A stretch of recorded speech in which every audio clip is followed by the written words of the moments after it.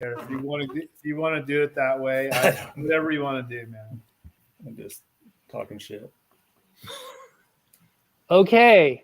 I hope this is working. Welcome, everybody. This is Mike from Takomoto, and we are doing a taco talk session with some legendary badasses here. These are guys so we've got 6 guys up right now, or 5 guys up. We're going to add number 6. Brian Englund should be jumping in and joining us.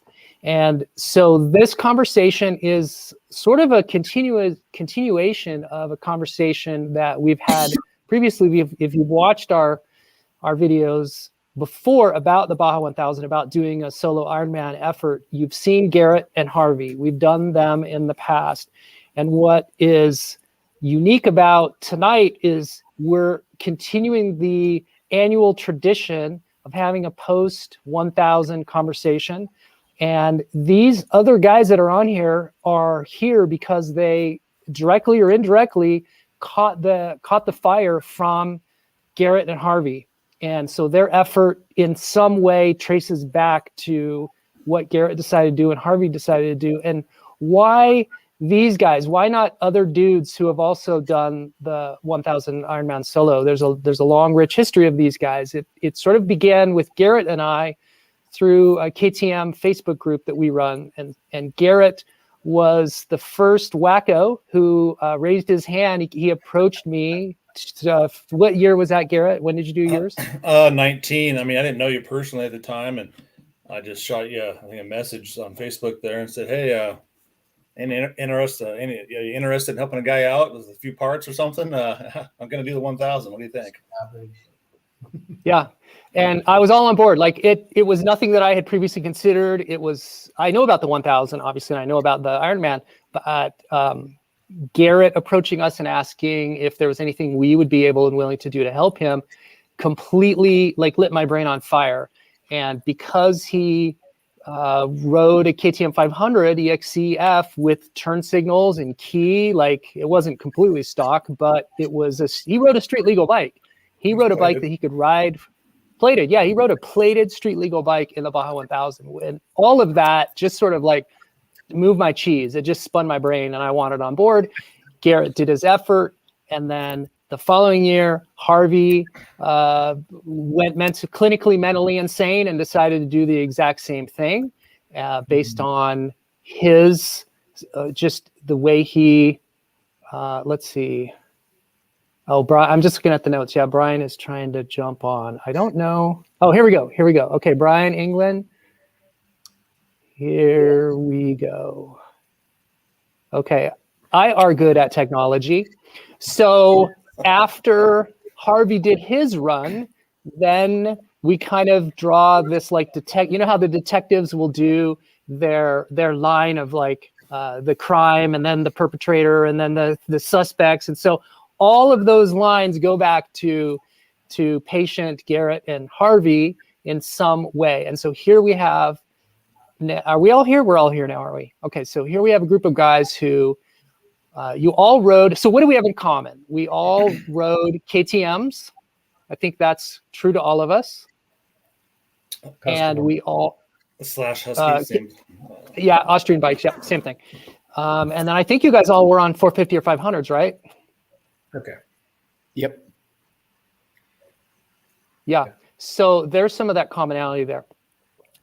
So that's kind of the backstory of how this grouping has come together. There's, like I said, there's other dudes who do the Ironman, but what we have in common is we're all riding the same or similar machines. We're all riding an Austrian 500 bike. And then we all sort of know Garret or go back to him leading out and decided to do the 1000. And so how this is going to roll tonight is every one of these guys is going to be given about 15 minutes to go through a list of questions which we've pre-prepared, and they're going to talk through their pre, during, and post-game experience. So the things that how they prepared, what they did on the front end of their race, different elements about their experience while on the race, and then post-race. And so we're going to go through, everybody will may as well start with Dustin, since he's in the upper left corner, if that's okay. Dustin, you want to start? Lead us out? No, that sounds great, Mike. Thanks.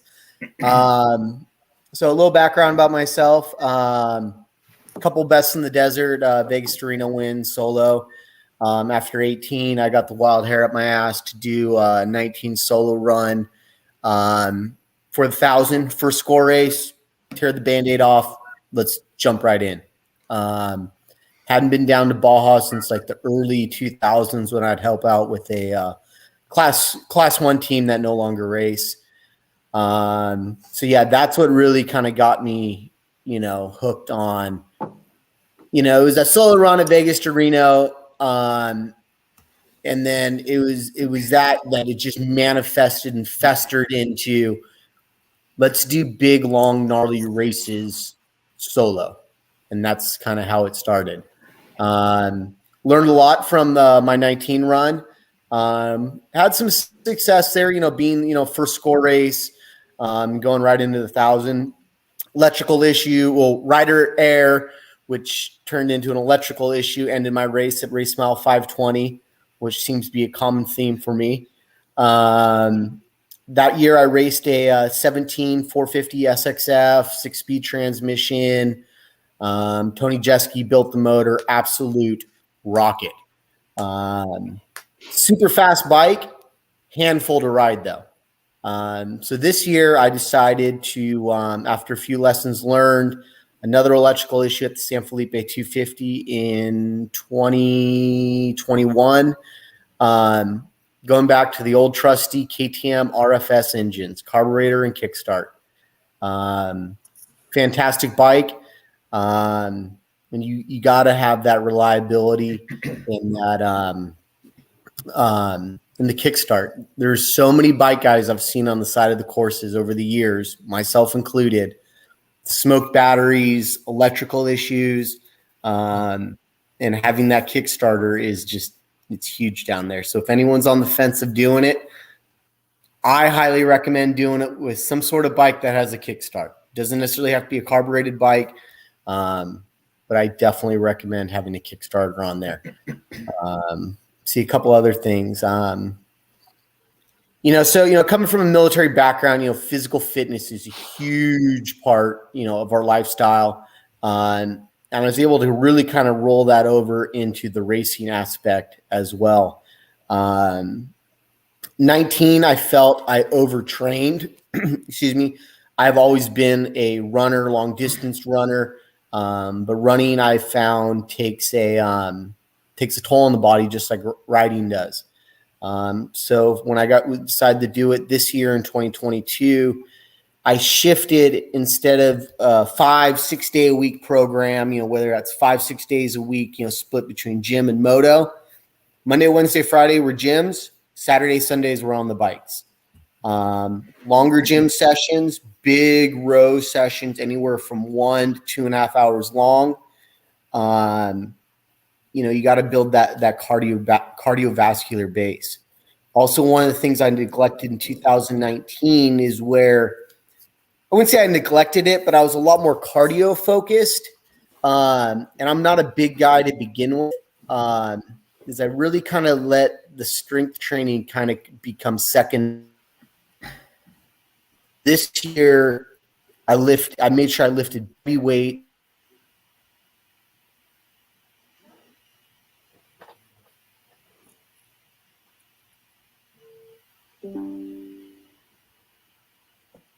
Oh, that Starlink's giving up. Oh, is it glitching? Dude, he just got the Starlink back. Old Elon's messing with you, bro. What's that? I don't think Elon is. Oh, Yeah, you're glitching hard, unfortunately. Am I glitching? It might be that Starlink. Sometimes it has a mind of its own out here in the desert. Can you guys hear me now? Oh, snap.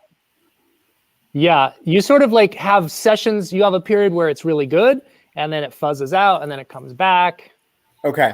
Well, if I cut out, just skip over me and go on to someone else, and then we can circle back to me. Okay. Yeah, so I don't know what you guys heard, what the viewers heard or not.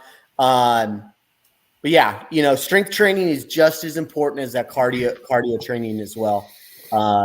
Late in the game, like I said, when you dump that bike in a silt bed, being able to lift that bike back up and not being completely smoked, is trivial as picking up a dirt bike sounds. it becomes a very difficult task when you've spent 23, 24, 25 hours on a bike and you've already picked it up probably 20 times already throughout the past day and a half. So don't neglect that strength training. A couple other things I'd like to touch on. The difference between my 19 run and this year's run. This year's run went much, much smoother due to having seasoned chase guys that understand Mexico. They know where, small towns are. They can read a map. They've chased Baja. They understand, the chase traffic, and, we're not going to be able to make it to that pit by this time because, now we got all the trophy truck, chase support on the highway and stuff too. So, you can be the best rider in the world. You can be the toughest dude out there. You got to have all the money in the world. You can have the most flawless run. You got to have quality chase guys. Dudes at Baja pits to make your lives 1,000 times easier. But augment those guys in the locations you can get to with quality, knowledgeable, and competent chase crew as well. People you can trust. Because when you get off the bike and you hand them the bike and they can turn a wrench, put a new rear rim on it and you don't have to do it yourself, or they can put the air filter in or straighten out a set of bars, while you're dealing with whatever else. It's huge. It really is huge. Since, we're talking about communication issues as my Starlink is glitching out, don't skimp on communication. That was a mistake I did in 19. This year, I told myself not doing that mistake again. We had 2 Starlinks. One went down we had 3. One went down right before the race. We had 2. Sat phones, spot trackers. I did have bike issues late in the race. I was able to pick up my satellite phone, call someone, and so that made things go much, much smoother. Am I still glitching, guys? Yeah, in and out. In and out. All right. Well, cut me off if I start glitching too much. I'm trying to think a couple other notes I want to put out to the viewers.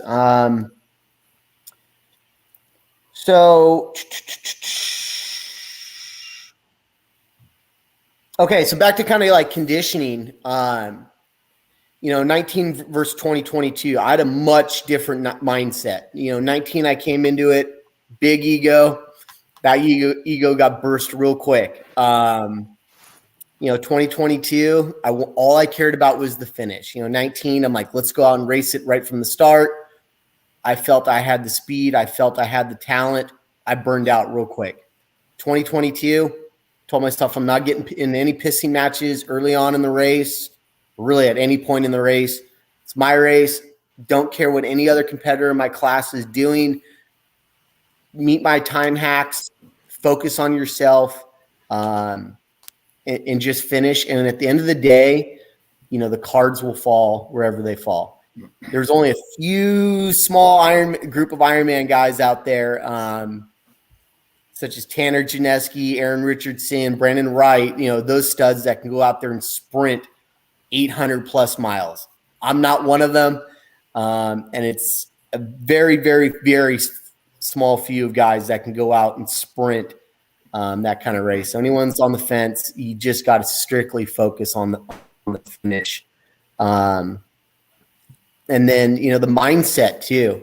In 19, there's, things started getting a little tough and I started feeling a little sorry for myself, and that negativity started really kind of creeping in, and that, transgressed into, more mistakes on the bike, and the more mistakes on the bike led to me getting frustrated and then using more energy over dumb, stupid things.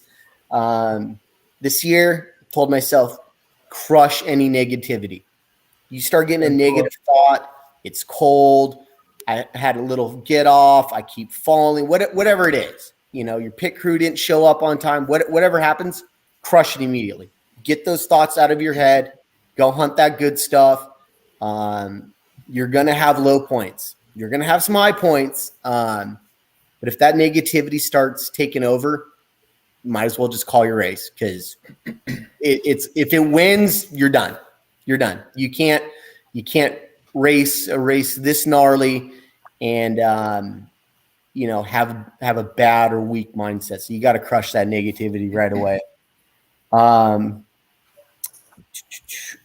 Other things I learned from 19 to this year: be resourceful. Best in the desert, it's a little bit different vibe, with the pits, while every other race team will help you out, the pits are only in certain locations. There's not locals or spectators, all over the course. You need a tool, you need, an M5, bolt, you need to buy someone's jacket off of them because you got too hot 2 hours ago and you took yours off and gave it to a kid. Now you're freezing. Pull over, keep a couple bucks on you, be resourceful. The locals, the spectators down there, they will literally give you the shirt off their back. It's crazy what they will do to help you get to the finish. You got to use them as a resource as well. Almost like you have pits all the way along that course. So don't forget to use that stuff as well. Nutrition, hydration. So again, things I did different 19 to this year. I was using one brand product this year. I went and I tried the Hammer Nutrition stuff. No, I'm not sponsored by them, and I pay full price. Great products. Their Hammer bars and their goos pack a little bit more punch than I think some of the other stuff out there, at least for me personally. I've done several long distance races before, but I found this race I needed much, much, much more food intake than I think I needed in the past. I think in previous races I was under fueling the body.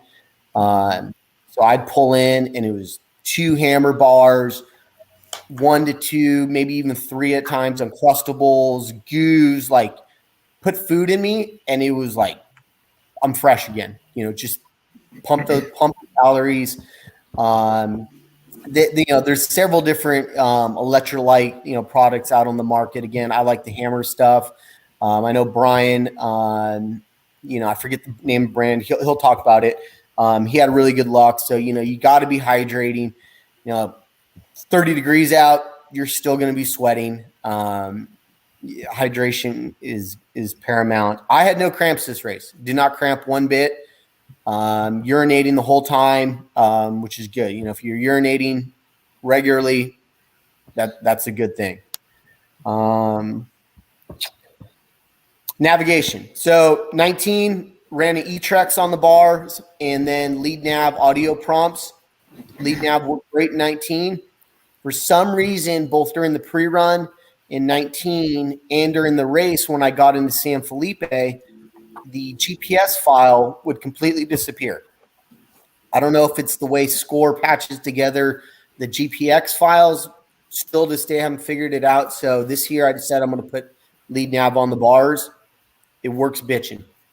Get an older iPhone 8, 9, 10, mount it on the bars, have a spare to the spare, and it's super simple to use. In fact, the night before the race, I finished editing some pre-run notes. I saw Brian at the start line. I airdropped him a complete race file ready to run 20 minutes before we left the start line. It's a great product. Lead nav. Cheap, $25 app. And then Desert Unlimited usually does a full race file with all the left-hand turns, right-hand turns for a very low cost as well. So, that right there, you're not having to deal with base camp or, plugging into a laptop or anything like that. It just makes everyone's life a lot easier with the lead nav. Trying to think what else. I guess kind of like 2 more things I really want to touch on.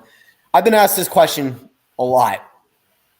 Why, Dustin, do you spend thousands of dollars, hours upon hours in the gym, on the bike, in the garage, beating the crap out of your body, beating the crap out of, your equipment, still this day, I don't have an answer for that. I don't know. I really know it. I guess it's just what makes me tick, you know. I can't be one of those guys that just wakes up and goes to work and comes home. Like I have to like wake up, and there has to be something at the end. Like there has to be an end state for whatever I'm doing. And so maybe that's the reason why I go to work, to pay these, you know, to spend all my money and, you know, on race bills and tires and bibs and all that stuff. I don't know. Or I Dude, just tell them about your favorite income source. Come on. What? Which income story? Which Dude, one? the blood money. Oh, the blood money. Yeah. So I'm when I was living up in Washington, this is a good one, you know, in the Army at the time, one of the dudes comes in. He's like, "Hey man, like you want to go donate plasma?" And I'm like, "What?" He's like, "No, dude, you can make like $1,000 in a month." And I'm like, "Oh, okay. All right. Now we're talking, you know, $1,000 a month." So I think I made over the course, when I decided to do it again in 2022, I think I made like 5 G's donating plasma. So my non-gym days, I'd go down there, get rigged up, sit there, listen to a podcast or something, and they'd put it on some like, you know, prepaid debit card. And that's as crazy as it sounds. I sold my body to go race. Worth it. Hashtag worth it. Oh, I would do it again in a heartbeat. I would do it again in a heartbeat. Hey, whatever it takes to get to the start line. But yeah, you know, for me, it's just, yeah, I don't know. It's just what makes me tick. You know, it's the end state. I have 2 DNFs at the 1,000 now, 0-2. I will be back next year. So it's just, it's, if I finished it this year, like I'd still go back. It's just, you know, Best in the Desert is a great race series. It's fun. It's much cheaper. I highly recommend to everyone. But once you cross that border, and, you know, it's the granddaddy of them all. It is rough. It's gnarly. It's hardcore shit down there. It's wild. It's an adrenaline rush. I don't know. That's probably why I do it. So yeah. All right. So local stories. I know everyone, you know, hey, how are the locals down there? You got any crazy stories? You know, so I'll kind of wrap up my little segment. So I hit Mike Sky Ranch. I left 475. Had fresh wheels, front and rear on the bike. They just dumped the oil on the bike. Bike was running fantastic. Get on the Mike Sky Ranch Road. I've been in sand all day. San Felipe, it's deep. It's just crappy conditions. I'm not even 200 yards up the, you know, Mike Sky Ranch Road, which is a fast, wide open road. I notice a little bit of slippage. I'm like, is that fresh tires on super hard, cold dirt? Or is that a clutch? It was just the littlest bit of slippage. I'm like, I think that's fresh tires. There's no way brand new OEM clutch is going out after 500 miles. Screw it. Send it. Let's go. I get to Mike Sky Rancho. Yep, she's slipping. I'm like, all right. So I got probably another 20 miles to go. If you've been up to Mike's, you know, there's some areas that are, you know, some pretty big, rocky, off-camber hills with, you know, some consequences on the right-hand side. And I'm nursing it through there. Finally pull out the sat phone, call my third chase vehicle. I'm like, hey, I need you at 520 BFG pit. I think it was BFG pit 2. I need a clutch pack and a clutch cover. He's like, all right, he's going to take me a couple hours to get there. I'm like, well, it'll take me a few hours to get there too. So I pull into the BFG pit, kind of saunter up. They are great people, by the way. Coffee. They had an outhouse, which was amazing. Had spaghetti for me. About 4:30, 5 o'clock in the morning, my chase crew shows up, slam a clutch in the bike, button it all up, fired up, did a couple little hot laps right there in the pit. Clutch is holding great. And then I take off towards just past Rancho Mealing. And it's silty, real silty, much siltier than me and Brian saw during the pre-run. And go through the first silt bed. I'd probably say it's probably about the length of a football field, maybe thigh deep, nothing crazy. Goes right through it. Cross this water crossing that was not there during the pre-run. And I just see this massive silt hill. And it's just a graveyard of stuck UTVs, and there's a trophy truck up there, just flashing lights. I'm like, what the hell is this? Like, I don't remember seeing this during the pre-run. And I could see all the silt billowing and stuff. I'm like, all right, shit. So I go bombing up this hill, fresh clutch in the bike. Oil's maybe got like 75 miles in it now. Get there, bypass the truck that's stuck on the hill. I get to the top where it's hard dirt, and there is a little dirt turn off, and everything's billowing. It's silt. I'm like, all right, it's just silt. Shut the bike down, kind of collect myself. A local comes running up. He's like, amigo, amigo. He's like, oil, and I speak no Spanish. And I look down, and I don't have an oil fill cap. I'm like, that's sweet. This guy, he runs probably 50 yards down this massive silt into this massive silt bed. Don't ask me how he found it, and finds my oil fill cap. He's running back up to me, and all threads are melted off of it. I start looking at my bike, and I'm like, that's not silt that's been billowing all over me. That's oil and silt. So my bike is now out of oil, just smells burnt. At this point, I'm like, race is done. It's, who knows what's going on in the engine. So the locals come down, and I wish I remember their names. They helped me push the bike up the top of this hill, and they had a campfire going. Hung out there, playing around with the kids, hooked the kids up with a couple sets of goggles and stuff. And they're like, hey, in their broken English and my broken Spanish, we come to agreement that they're going to drive me out, in about 2-3 hours, I'm like, all right, cool. I'll hang out. They got a couple beers, I'm call my crew. I'm like, hey, I'll see you guys at Rancho Mealing in about 3 hours. 3 hours hits. Hey, we're going to drive you to Camaloo now. All right. Totally opposite direction, but sure. So we load my bike in the back of a 1978 Ford F100 standard cab. And I'm sitting in the middle. There's two guys next to me. My bike's in the bed, and one of the locals is sitting on my bike. These guys are drunker than shit. They've been drinking whiskey all night long. I'm not on their level. And we're now going backwards on the course. A lot of the race traffic had died off. A couple class 11s, maybe a 1600 car here and there. So the guy's spotting, making sure that there's no oncoming race traffic, and survive that one. Well, then we get onto the Observatory Road. And if anyone's driven the Observatory Road, it's not necessarily the most the straightest highway out there. It's not I-5, that's for sure. And the bottle of whiskey is getting passed back and forth from, them.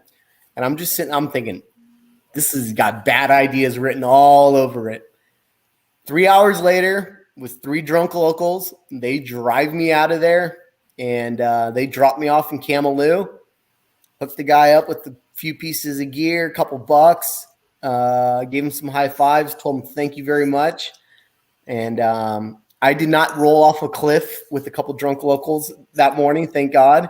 Hey, Dustin, yeah. Can you hear us? Yeah. It's glitching. Are you guys getting all the glitching? Yeah. Too bad. We good? Yeah, I can hear you. Mike, you not hearing us? Oh, Mike's glitching. Oh, man. We lost Mike. Mike is down. No. People. Well, at least you All right, survived that, time right? to pass the torch there, Dustin. All right, I'll pass it off. Whoever's next, go ahead and take it. I'll hit it real quick, Cool. and then we'll move on. I won't burn out much time because we did a video on me the year I did, and if people are interested to hear kind of most of my story, you can go on Mike's page here. And and kind of get the rundown of my interview. But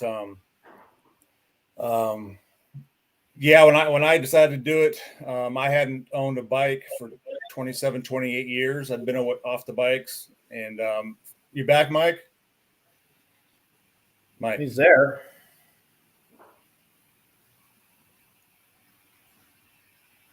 Anyways, Send I'll it. keep You guys still there? I dropped. Yeah, you dropped off. You're good, Mike. We got you. Damn it. Okay, I'm going to keep going while Mike's figuring it out. So mine was a kind of last minute decision to do the race. It'd been in the back of my mind off and on for about a couple years after I got back into bikes. It was in my mind as a kid. Like I said, I had about a 27-year gap where I didn't even own a bike. Was back on a bike for about 4 years, and decided to went down to Mexico a couple of times riding in Baja, and kind of got the bug. So ended up with a 2018 KTM 500 and was in okay shape. Him-hawed back and forth. Was I going to do it? Not going to do it. Going to do it? Not going to do it. Decided to do it 45 days before we were going to have to leave for the race. And we threw the bike together and one chase truck and my wife, kids, and a buddy and his girlfriend, and went down and did it. So I guess the point of that story is if you're in decent shape and you got enough desire, you can make it happen. I think the course does get in every year. They say it's the hardest one so far, and that's probably true. I think each year it gets a little tougher and gnarlier and more torn up. And I don't know if they're trying to squeeze the bikes out or what the deal is, but it's rough. Everybody's got their own stories of how rough it is, and it definitely doesn't get any easier every year. That's for sure. So, like I said, that's kind of my quick synopsis backstory. I don't want to burn a bunch of time because there's a whole video interview of me doing it. So I did since then was able to chase for Harv his year, and I had some really awesome time with Harv and some cool story how that all ended with him. And then got a little bit of see Darren when he raced first couple 100 miles, and that was really cool. And of course down there this year supporting another guy, another Ironman, and had some good times doing that. He had some bike issues partway through and couldn't get it done. But yeah, since I've been down there racing, I try to find an excuse every year to go back, whether it's helping or being on a bike or whatever. So I'll just leave it at that. Who's next? Paul, you're up. Yeah, you're next in line there. Yeah, thanks, guys. Well, I'm Paul Hart. I kind of got the bug to do the Ironman series originally from watching Dust to Glory, like a lot of us have seen with Mouse McCoy. And, that movie came out quite a long time ago, and I'm getting older and older thinking about doing that race. And then local club member Harvey here, who's on the program with us, decided to Ironman the 1000. And a huge inspiration for me. It allowed me to go out and actually want to do it, start taking things seriously, start changing my nutrition, start changing my diet, quit drinking alcohol, and just get in better shape in general. So Hart was a huge inspiration for me. So that was great. And, then it comes down to like what bike and why. So for the last year when I did the 1000, the long run, the one that Darren finished, it's 1,228 miles. I'm a pretty light rider, weigh about 145. So I was thinking I could get away with a 350. Well, I've ridden Baja probably 10,000 miles before the race and comfortable to train, but I did all that riding on 350. And definitely is a wrong bike for a long distance endurance race for sure. So learned a lot from that race. I've got stories for days about the 2021 Ironman attempts, but I ran out of time about 20 miles from the end. So I was on the bike for about 51 hours, finished it, but I still had that DNF in the record books. So that's kind of what sparked me for this race season.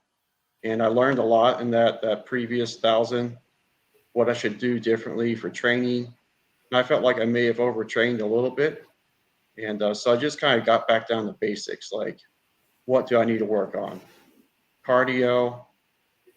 All right, I got a pretty physical job. I help build motorcycle trails for my job, actually. So I'm out on the bike a lot. We run in chainsaws. We're running hand tools. So I feel like I'm pretty good there. But I was like, I need to get a bicycle. My buddy Cameron let me borrow a mountain bike, which is something I really didn't do as much of as I should have last year as this year. A ton of time on the mountain bike, and I bought a rowing machine and just hit the rower, weekly, 3 or 4 times a week. And I really didn't do any strength training at all. I don't know if that was a benefit to me or not. I definitely didn't get any cramps. I never felt like I got tired.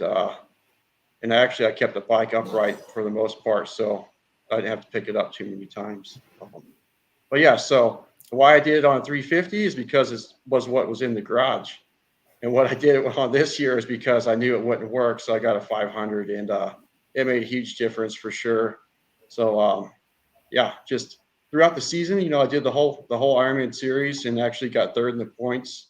It was an incredible experience this year, and every time I went down there to race, I felt like I learned something new, which I think is really important for tackling the 1000, because you hear stories from like guys like us, or you watch the video online and people say it's hard. Well, it's hard. It's really, really hard.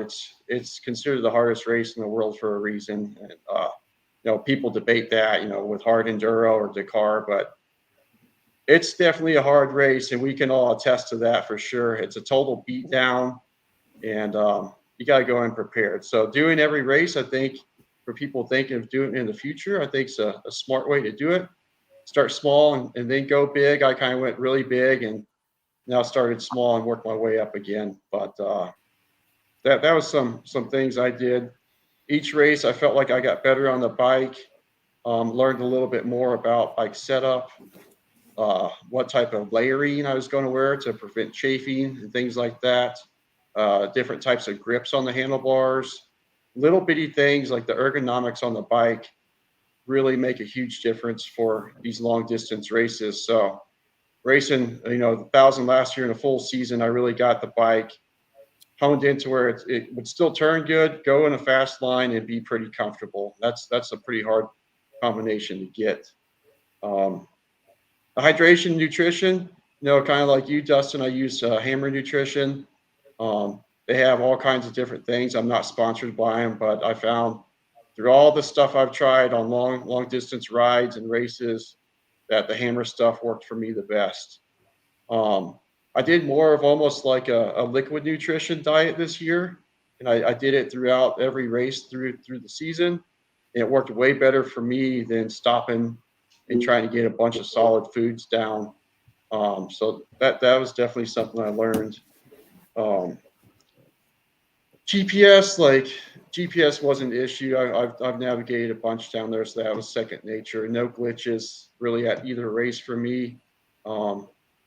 This year, our comms plan was really dialed. We had some people statesides with the Reading Dirt Riders, really took the bull by the horns and was updating 10 different riders, or 5 different rider swaps in like 10 pit areas that we had. I was working with another Pro 30 team, updating them of where both riders were every 30 minutes throughout the race through our Garmin inReaches. So communication is definitely something you need to think about when you're down there, because you think, oh, I'll see someone every couple 100 miles. That may be like 10 hours down there, man, or 12. You never know. So it's nice to know what's going on and have your pit people ready for whatever may come. No mechanicals for me. Last year I had some weird stuff go down, like just not going fast enough from the start and then playing catch up the whole race, which then makes you tired, makes you make dumb mistakes, which makes you, hit the ground more.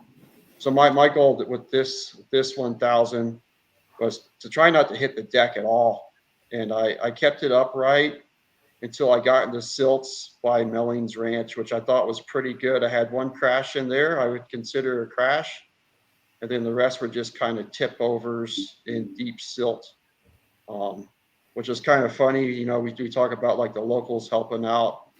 I'm out there on the coast in that fog in all those silt beds that was in this year's 1000, and we start cutting back in, and I go up this hill climb. I hadn't seen people for it seemed like an hour. I go up this little hill climb full of silt, and I just kind of stall out, like kind of lean over against the bank, And these locals come running out of nowhere. They put me back upright on the bike, and they're like, go, Andale, go. I was like, I just wanted to rest for a second, you guys. So they just kind of, they love it. They keep you going. And it was hilarious. They thought I needed help, and I was just taking a break. But just stories like that for days. This course in particular, I think, compared to, it's hard to compare peninsula runs, I think, with the loop races. Overall, I feel like this loop race was more of a beatdown, like just as far as how rough the terrain was. But boy, I tell you what, you add another 400 miles onto that race, and you have the peninsula run that some of us have done. 400 miles is 400 miles. It may be 400 easy miles or easier Baja miles, but that's a lot of vibrations and a lot of time, long time to stay awake.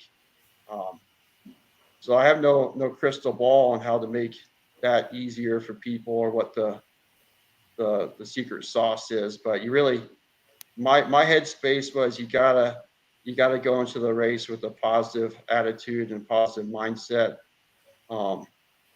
Knowing that I could do it was very helpful. Knowing I could ride that many miles was a huge help. But nothing really prepares you for Baja. Even though I did a whole season down there, felt like I was as prepared as I could have been for the 1,000. But I think now that I look back, like the day after the race, I'm like, I could have done this better for training. It would have paid off. And now I'm just like thinking about the 2023 one, the peninsula run. That's all I've been thinking about. What I'm going to change with the bike. Am I getting a different bike? All of these things. So it's just been an incredible experience, and I couldn't change it for the world. I don't have a whole bunch of other stories really. Like I said, not really a lot of crashes. One of the good questions that we came up with before, the pregame, like out of body experiences. Last year, that the extra almost 15 hours of riding on the bike, I definitely started to hallucinate. I was around probably mile 900 going into Loreto area there, and it was hot, and there's birds flying throughout the race, and I look up and I see one kind of sightseeing, trying to cool down, and I look down at the GPS, look up again, and I see like 13 or 14 like birds flying overhead, and then I kind of was like, that doesn't seem normal, and as soon as I saw some locals, I pulled in next to them, stopped, and had them dump a bunch of water on me and cool me down. Then everything was good. Later on in that race, I was so tired that like when I chopped the throttle, it was like a delayed noise until I could hear that my bike engine wasn't revving anymore. So I chopped the throttle to slow down, and then like 30 seconds later, I'd hear that engine like rev down. I thought someone was behind me. I kept looking behind me, and no one was there. It was just my brain was that foggy that it was kind of like a time delay. This year, I didn't really have any of that. It's just, better mental mindset, better nutrition, better hydration. And I'm a pretty skinny guy. And, some of you guys have met me. I got cold. I don't know about y'all, but I got freaking cold, man. And being able to deal with that cold, like I grew up in the Midwest, so we know what cold's like. But 35, 40 degrees in the desert for all night long is something kind of hard to train for. And that's something, you guys can speak onto on your turns. Like, how do you prepare your body for being that miserable for that long, or that cold, or that hot, or standing in whoops for 300 miles straight? Like, there's a lot of mental barriers with this race. Mm-hmm. I think that's like the hardest part with it, is really just getting your headspace right. As long as you're in decent shape, I think anyone can do it. I'm not like a super workout guy. I just stayed in shape and kept riding a bunch. That's all I've got. Who wants to go next? Darren, you got some good stories I know from our race. Yeah, sure. I'll go next. First of all, I want to say hats off to you, Paul, for doing the series. Like, that's crazy. I can't even imagine, man. Amazing. Like, good for you. And everybody else on this call, I'm just stoked to be on the same screen as you guys right now. So I got the bug, basically high school, or the first time I heard Baja 1000, like, said out loud kind of thing. And then I was a dirt bike kid, 3-wheelers and everything like that. And then I had an aunt that actually moved down to Cabo, the tip of the Baja. And when I was like 15, 16, so we started going down there to visit her. And I'd see, like, those XRs coming out of the desert, 2 or 3 of them or whatever. And I was just like basically hooked at that point. So as an adult, when I had kids and kind of grew up a bit, and then started getting back into dirt bikes, a little bit like Garret, but probably earlier on, mid 30s, I'd say, started getting back into the dirt biking. And then like 2019, I started, looking at my age and everything, like some of you other guys. I'm like, if I'm going to get this done, I better do it soon. So I just started following more closely, and simultaneously, I bought this 500 EXC. It was a 2013, and I brought it down to Baja. Started flying down and riding with buddies, and I was on the 500 page that Mike started, and it was basically around the time that he started it up. Small group, everybody's chatting about their 500s, and as things roll on, I decided, okay, I'm gonna, I want to do this. So I just decided to pick a rider or two to follow doing it, and I tried to find someone similar to me. And sure enough, on like the EXC FE page, comes Garret, up saying he's going to do it. And it was only like you say, a month and a half or something away when you really committed to doing it. And I was like, okay, I'm picking this guy. I'm going to follow him. And I watched the videos that Garret and Mike put together with the prep and just his little posts, and made sure that when the race came, I was following Garret on the app, and I was, watching all the videos and everything. And then he finished, and I was, stoked. And I immediately texted him, like, just, on Facebook, hey, my name's Darren, amazing job. Good for you, man. That's sweet. When you get back and settled, and, the bruises are healing up, give me a call or text me. I'd love to bend your ear. And the phone rang in my hand as soon as I sent that text. He was in line basically at the border, and we started chatting, and he's like just stoked on the race. He was so pumped. So he just wanted to talk. I was like, oh, I don't want to steal your time. And he's like, no, like, what do you want to know? So we ended up chatting for like half an hour, 40 minutes. And he's like, yeah, man, definitely worthwhile doing, and I'll help you out. So with that, I was like, okay, I'm definitely really going to do this now. And we just slowly started, a communication and a bit of a relationship, chatting all the time, like online and that sort of thing. And then 2020, Harv kind of committed to doing it. And I was like, okay, well, I didn't quite have the funds or have everything locked down. So followed Harv, same way I followed Garret, and saw his experience. And same thing, reached out to Harv after and had a conversation. So it was at that point, basically, when Harv finished, that I decided, okay, I'm doing it 2021, committed. And so I reached out to my military buddy, Steve. We've been doing some local riding. I didn't know Steve for a long time, but he's a fitness type, really fit military guy. And I'm like, hey, man, and he was sniffing around. He wanted to be involved. He was stoked on the project. So he said, I've been looking to branch out and do some fitness stuff with other people, be kind of a trainer, is kind of the way I'm going. And I was like, well, perfect. Let me be like your patient zero. We got a year doing the Baja 1000, and you're in charge of my fitness. So I had Steve basically put me on a program, like 3-4 workouts a week of an hour and a half.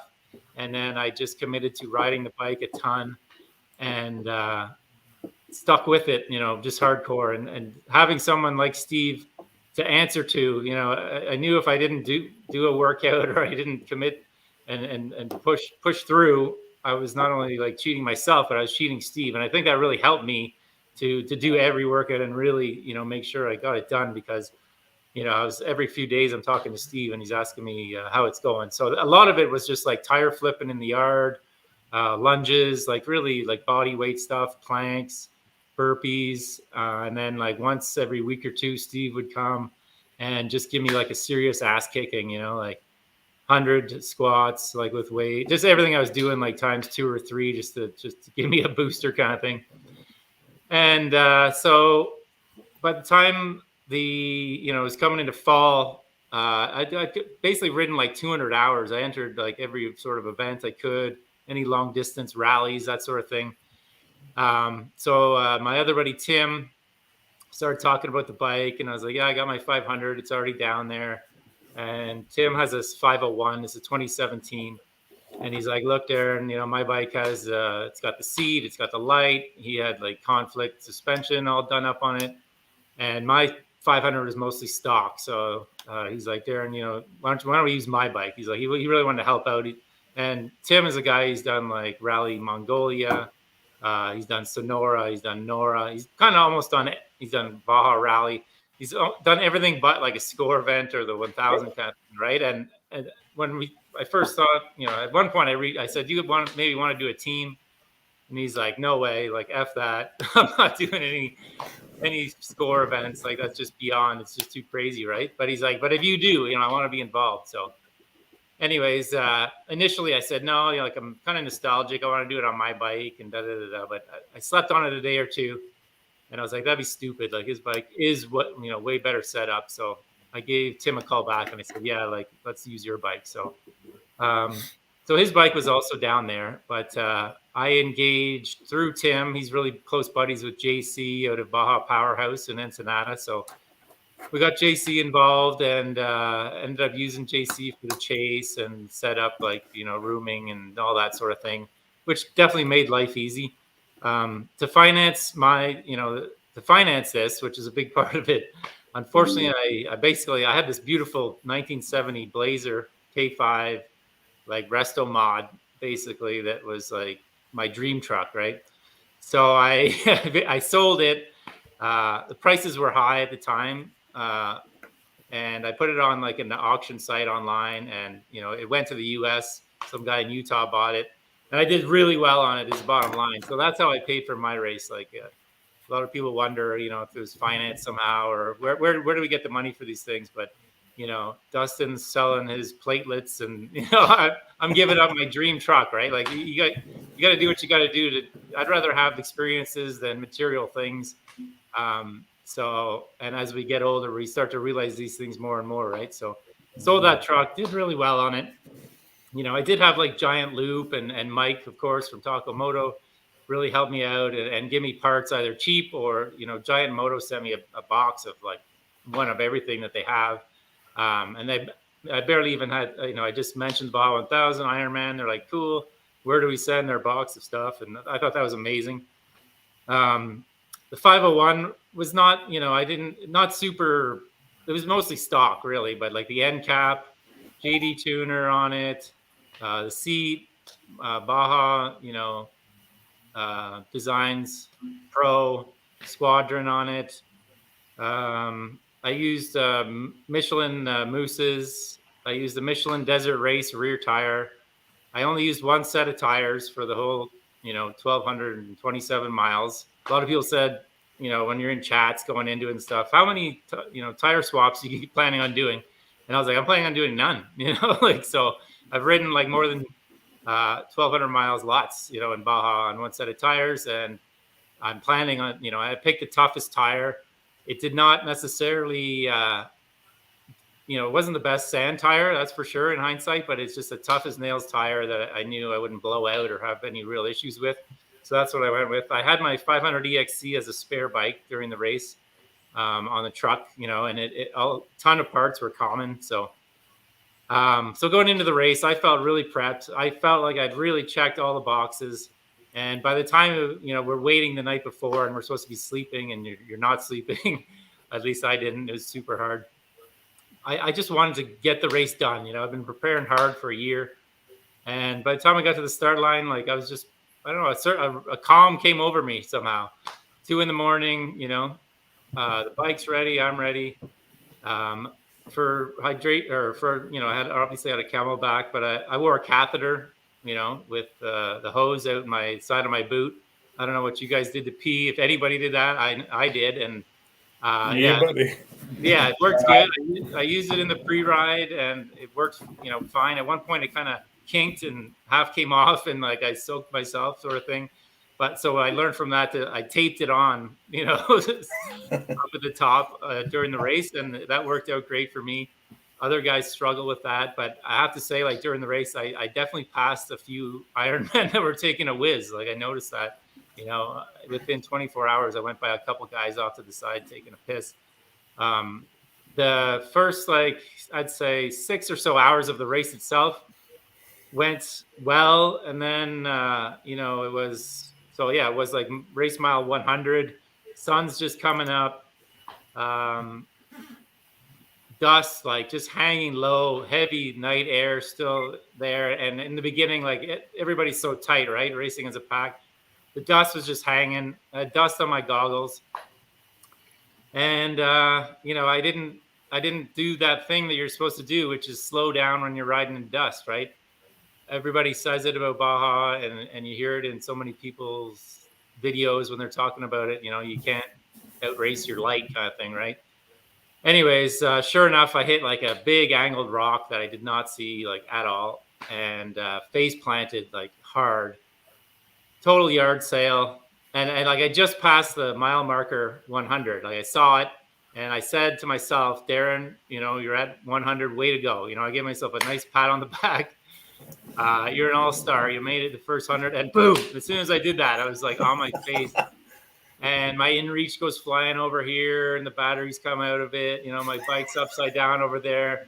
And I jacked up my wrist and smashed my face against the ground. And I was wearing goggles with the nose piece and everything, but somehow split my lip like a bunny, basically. And so I'm laying there, and I hear another bike coming, and the guy come, you all right? I'm like, yeah, thumbs up, and he speeds by. But I really didn't know how I was at that time. I just was kind of getting my bearings, but I'm like, yeah, I'm fine.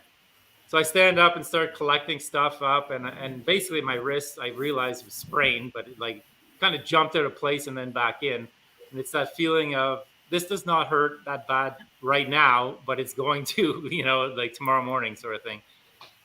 So I could use the clutch and everything. So I sent a quick in-reach message to my team, Garret included, hey, I just had a off, but I'll be seeing you guys soon. I was 50 miles out from meeting them.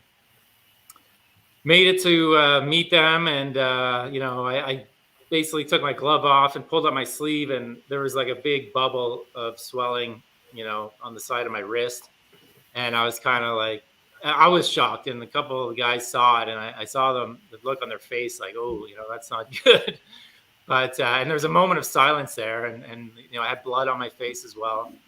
And I said, okay, let's get the tape. You got to stay positive, and you got to have an action plan, right? So, yeah, this happened. Yeah, it's early in the race, but it's still working. Get the tape. We taped it up good, and off I went. And in a way, it was kind of it was like a check mark. Done. Big face plant off. That's out of the way. Now I don't have to do that again.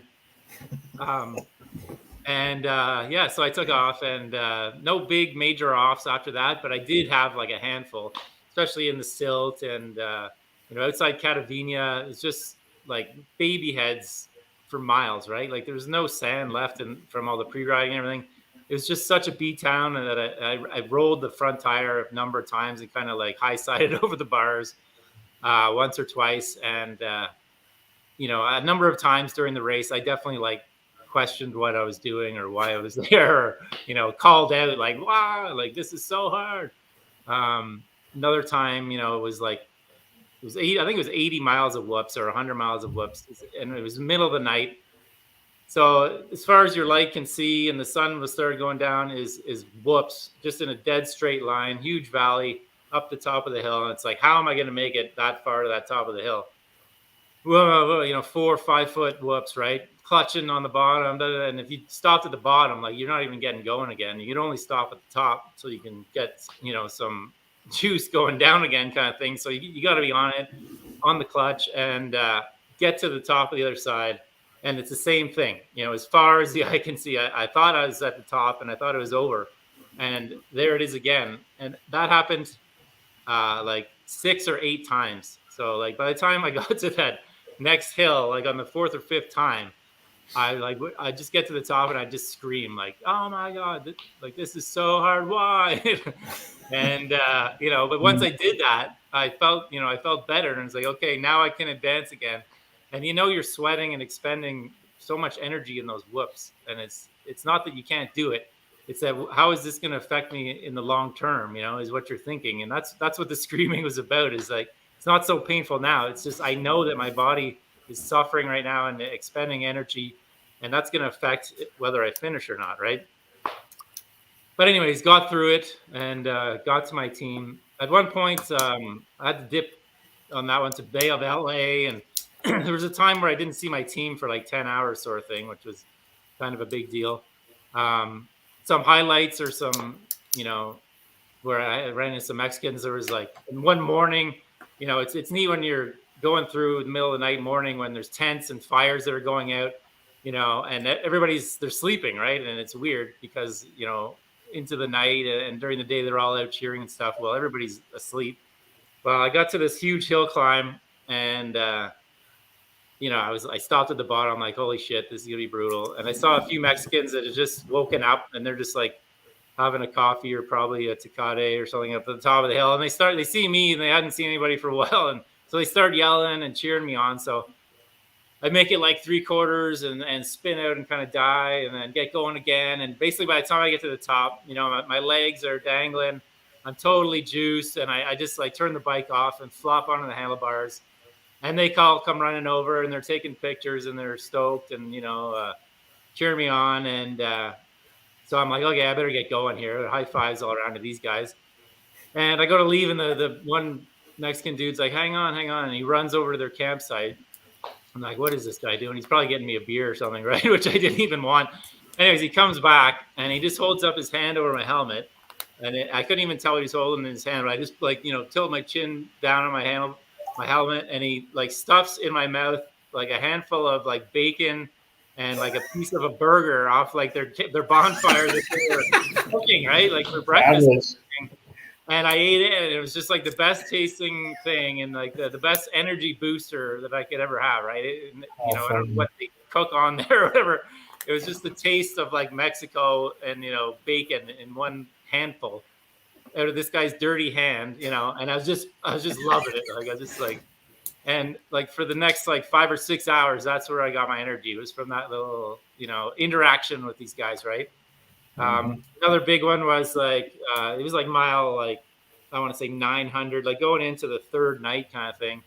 I was doing well. I was flying through some of these faster sections and I come into a huge pit, where there's trucks and all of a sudden there's people and barrel fires and people are, partying and going crazy. So I'm in like 4th, 5th gear flying. And so I start gearing down and first few guys in this pit, they're like, vamos. They're always telling you to go faster. Right. Like, and I was slowing down because there's just like a scene here. And then the next group, they turn and see me and they're yelling like, vamos. So everybody's telling me to like get on the gas. Like, in other words, like, why are you slowing down? So I start going up in the gears. I'm 4th, 5th, and I'm flying again. And people are just like streaking past and barrel fires and party. And then, I'm coming up to these 2 guys with flags and there's like one on either side and they're pointing me like between them. And I'm still trying to figure out what's going on, but I'm just in one of those highs, where everything's just going right. And so I get up into like, I don't know, 5th gear, let's say. And as I'm coming to these guys with flags, I realize that there's cops on the road and it's a highway crossing, right? I didn't even realize till the last minute, middle of the night. So I was like, fuck it, like too late to slow down now. So I just get on the gas and like catch so much air, like clear the highway, like by far, like 1 rev, 2 revs in the air, like, and it's just pure blackness on the other side, right? And like just landed clean and back on the gas and like, that 5 or 7 seconds in the air for me was worth, every penny I spent on this thing, like, and cool. A few moments like that sort of like really did it for me. Right. And, eventually make it in. And I was definitely hallucinating, like just to back up and follow what Paul was saying there. a number of times, trophy trucks on my ass, LED lights. They're hitting the siren, like, holy shit, pull over, finally find a spot, turn, look behind me, and it's just blackness. Like there wasn't a trophy truck. It was just like 100% in my head. The lights, the sound, the engine. Like that happened to me 2 or 3 times where, I was sure I had a trophy truck on me, and I pull over and I turn and there's nothing but blackness. I was seeing people, the bushes and cactus, were people, groups of like Mexicans, some of them cheering, some of them just standing there.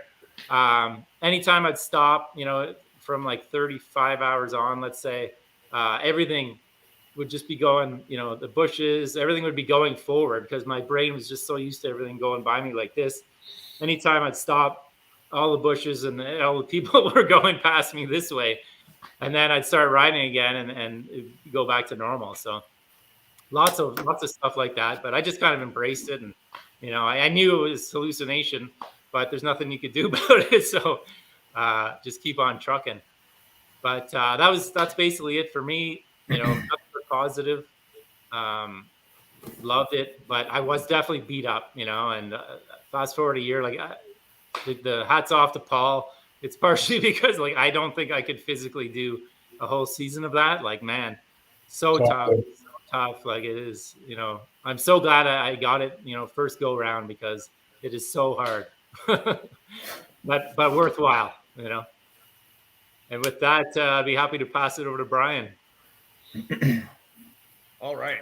Man, I'm laughing along with that. Everybody probably is, right? Because I think we all have our version of every single one of those little experiences there. I'm going to start kind of in the middle here because I think the stories are the most interesting part. Anybody can look at your bike and okay, it's a Husqvarna 501. Got it. So I kind of started in the middle of my list. Somebody asked, like, what was the best soil sample story? And that's got to be what Dustin was talking about behind Rancho Mealing, probably around 5:30 or so. Came out of this massive dust field, just so deep, like thigh deep in places. And you're falling off of the high centers into the trophy truck whoops and catching your pegs and then having a waddle walk. And I felt pretty good in this one. I was moving fast. Zipping through the silt, huge plume behind me. I'm absolutely blind at some point because I slowed down and it kind of overtook me. All of a sudden it cleared and there was a black abyss in front of me. Pure black. And at that point I screamed in my helmet, wide open, and then directly went into the fucking water. And meanwhile, it's probably 35 degrees outside, right? So there's this huge shower of water that goes up and over me, soaks me. So, I mean, it's a good thing I was pretty hot then, and a lot of that evaporated before I started to cool off. But I from like hero to zero in the space of about a quarter second there. But I remember afterwards thinking, dude, when in doubt, throttle out. It actually worked. No way. I literally thought I was going to be like a rocket going off into space. I had no idea what I was about to hit. I had another note in there where you have the Stella on your bars, and the Stella has a warning system. So score has gone into the GPX file, and in some places there'll be like really dangerous sections, and they'll put a warning in there, right? Well, if it's late in the race and you're not 100% focused anymore, that warning may go off, and you think you've passed the danger point, except it was a minor danger, and the real one is behind it. It's sort of like dodging a train on one track and driving directly in front of the one behind it. That or pulling off to the side for a trophy truck and then pulling in front of the one chasing it, that kind of thing. And I got the danger mark. I knew it was there. I passed what I thought was the danger, full gas. I'm on it doing about 70 miles an hour. That's probably a lie. Felt like it. But I'm deep in 6th gear, and all of a sudden I see what the danger actually is. And there's a transverse wash going across it, and I knew that wash was there. I recognized it instantly. I absolutely knew that was there. And there's probably like a 50-foot skid mark of me going straight into that wash and then going end over end down into it. And then sitting at the bottom and looking up, and the sides are like 8 feet high. I'm like, holy shit, man, how am I going to get out of this? And sure enough, I looked down a little way after I got done feeling sorry for myself, and There was a cut that washed into it, and I was able to ride up and out of it, through all the scrub and the boulders and stuff like that. But the fact that was where I thought I'd broken my fingers, because I hit them so hard that I didn't have feeling in them for like the rest of the race. The fact that I wasn't injured there is just like a freak miracle. I can't believe that actually happened. And after that, get back on it. There's some questions about like the mental emotional race, like what kept you on the bike and when you thought you'd have to quit. Like Dustin, I've got kind of a military background, and I just really kept telling myself I've done harder stuff than this, and I've done it for longer. I don't know if I've ever done it in such a compressed manner, but I just kept telling myself, like, hey, I'm going to go until the bike fails. If I go to the bike fails, then I can quit with honor, and no one's going to question me. But if I give up now, I'm going to question myself forever. So, I had a lot of crashes. In those silt beds, I probably had more crashes in 20 miles than I've had in 5 years. Like it just coincided with the part where I started getting stupid. It's at like race mile 520. I'm stupid. I'm tired. I'm cold. I'm beat up. And then it compounds itself, right? Like you crash once. Okay, you could pick the bike up. Then you crash twice. And then twice is 5 times. And you're screaming at yourself in your helmet, except you can't hear because it's all full of dust. And the bike is upside down on top of you, and you're worried about trophy trucks behind you. And, picking a dirt bike up is no big deal until you do it like, I don't know, 15 times in the space of 10 miles. And you're, like 18 hours into your race? So, yeah, it's amazing how repetition makes that stuff a little bit harder. Some other, like, crazy experiences. I was at race mile 110. It's big sand wash, real fast, probably like 50 miles an hour. And I went to pass a guy on my right, and he saw me. He checked up, and as he checked up, the bars hit one of those deep buried rocks, and it was like an absolute explosion. I watched this giant. I mean, I've literally seen explosions that look just like this, right? Like huge cloud of dust. The bike goes up, and it does like 2.5 flips one way.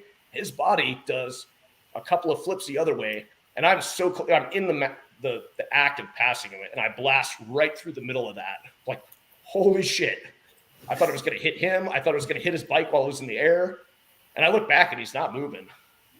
So I circled back around. I faced the bike down the wash with the lights on. And I go running over. It's Kellen Davies, 763.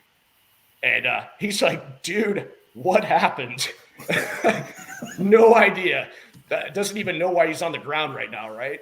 And I stayed with him for a little while. I hit the medical button because I honestly thought he was pretty badly hurt. And, as a few minutes went by and he kind of came back to himself and, hey, I'm good, man. I'm good. Wow. And at that point, I got back on the bike, said, hey, good luck, dude. And I took off. But, dude, it was surreal. Like, it is the most massive high side I've ever seen, and I was right in the middle of it. Thank God he's okay, man, because that would have been really hard to deal with. What else is funny? So we talked about catheters. Yeah, I wore mine, and I blew it off right before the first pit. So, yeah, I'm big bad Ironman racer, and I've just pissed on myself at race mile 30 in front of my kid and my pit crew. Welcome to the club, buddy. Yeah. Welcome to the club. Oh, and by the way, what was the temperature at Ojos Negros? Like 18? Dude. Cold enough to freeze your hydration bladder. Yeah, it froze my water hose, and then it froze my pants to the inside of my thigh. It gave me frostbite on the inside of my thigh. So that's pretty awesome. I recommend next time using more tape and perhaps not quite so much ego on the catheter sizing. I don't know. But, Gorilla tape. Yeah. The tape was fun to take off, let me tell you. I did everything right. Oh, man. There was shrinkage. It was cold.